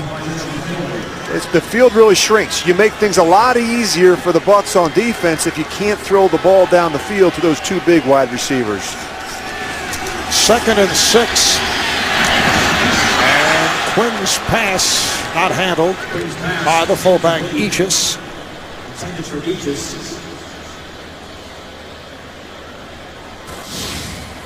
This prior to the game, the general manager of the Chiefs, Scott Pioli, who has been under fire from fans and local media in Kansas City, but has been supported by the owner, Clark Hunt, who, despite all the turmoil recently, offered Scott a 2-year extension. This according to Jason Flora of CBS Sports. Chiefs would not comment on this.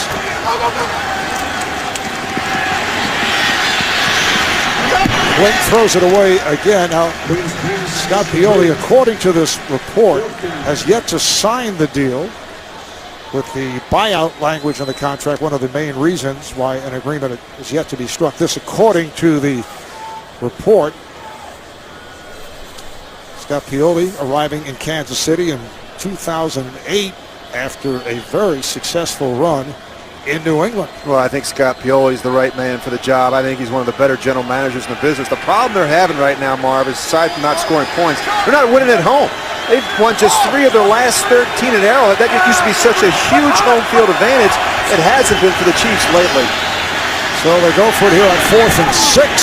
And the ball will go to Tampa Bay on downs. That pass intended for Moeaki. Buccaneers take over with 4:34 remaining. 4th quarter. So Tampa Bay, it has been a very enjoyable day as they will go to 2-3. They did win here at home opening day, beat Carolina. That stopped that 10-game losing streak of last year when they opened the season under Raheem Morris at 4-2 and then lose 10 in a row, which led to the departure of Raheem Morris. This after going 10-6 2 years ago, and then after that opening win, they dropped 3 in a row. The 3 losses by a total of 15 points. Huge contrast in styles from Raheem Morris to Greg Schiano. You could see that out of practice on Friday. This is LeGarrette Blount. Picked up 2 on the play.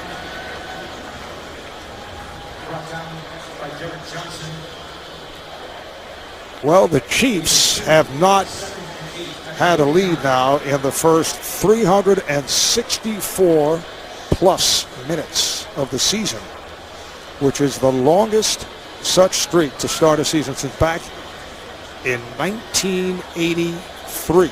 And, you know, you hate to blame it all on one thing, Marv, but you got to look at the turnovers. I mean, you know, they led the league coming in here at 19. They have 3 more today, and I just can't figure it out. You look at the talent that they have on offense. You know, when Peyton Hillis gets healthy, you've got Jamal Charles, you've got a good group of receivers, a tight end that I like. Blount busting it to the 20 and then take it out of bounds. Kendrick Lewis, the free safety, was able to chase him out. That's a 35-yard run by LeGarrette Blount. A really nice job up front by that Tampa Bay offensive line. They got movement at the point of the tackle. LeGarrette Blount does a nice job setting the mic. Then he winds it all the way backside. And now this is the big man up on the secondary. A leaner LeGarrette Blount.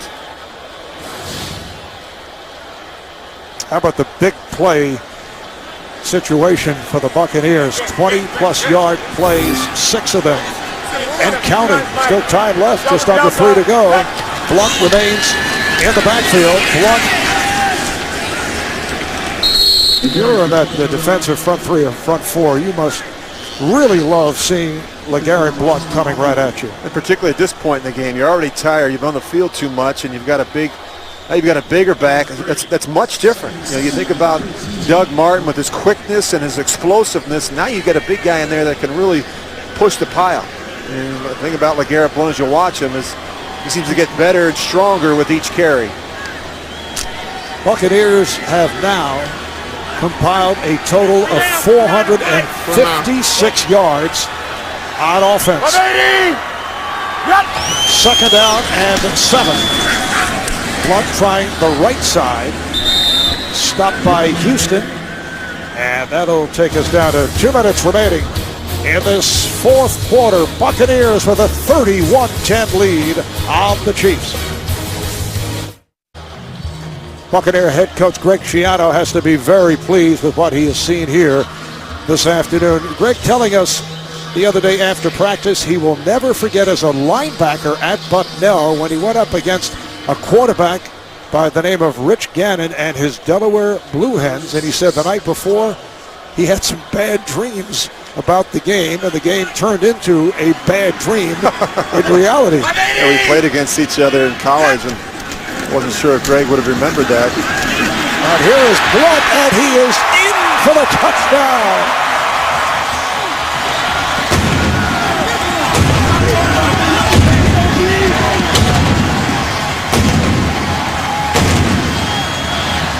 It has turned into the combination of Doug Martin and LeGarrette Blount, plus the superb play of quarterback Josh Freeman.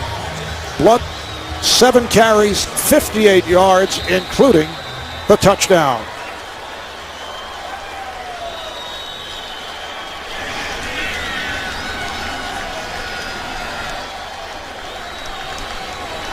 And here is Connor Barth for the extra point.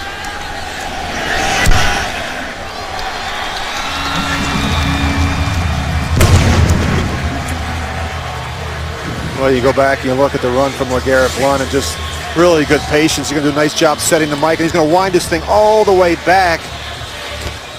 And that offensive line does a nice job. And then just keep an eye on Eric Berry, the safeties. He fills in the hole. LeGarrette's going to bounce it out again, all the way outside, and then turn it right back up inside. So just really good vision and determination by LeGarrette Blount. Well, you don't need a big crease. It's closed on the front side. He turns back. The safety's where he needs to be. And he bounces it all the way back out between the tackle and the end. 5 plays, 23 yards, and they do it within 2 minutes and 41 seconds. This is when it's fun. This is when everybody gets a crack at it. Mike Williams got going, and Vincent Jackson. And Doug Martin had a nice day. LeGarrette Blount gets some carries, and of course, it'll be a long trip back home for Romeo Crennel and the Kansas City Chiefs.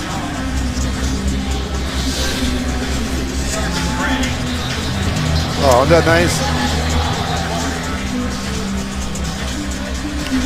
Lamar Blount handing the football either to a family member or a fan. Good chance that's probably a family member, you'd think, wearing his jersey number there. And here's one of the players, you think about how Coach Schiano came in, and he had a different style, obviously, than Raheem Morris. And I think it's important for players to be willing to adapt and adjust to a more structured, demanding, and disciplined approach. And LeGarrette Blount was one of those that chose to buy in. Kellen Winslow chose not to, and he's no longer here. Another deep kick, and Cyrus Gray will remain in the back of the end zone. Well, a look ahead for the Buccaneers next week. Home for the 1-4 New Orleans Saints, then at Minnesota. at Oakland. And then a game against the San Diego Chargers that will be seen here on CBS, and at Carolina, and then Atlanta. Yeah, and he had to break some habits, and they've also had to establish some habits, and one of them is winning. Chiefs from their 20-yard line on the draw, drone with a short pickup. Stopped by Quincy Black.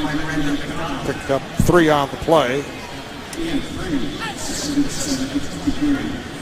Last season, Chiefs 7-9, injury hit year after winning the AFC West back in 2010. This is a franchise that had great success over a long haul, but they have not won a playoff game in 19 years. As drone is stopped. No gain on the play. Brandon McDonald making the tackle.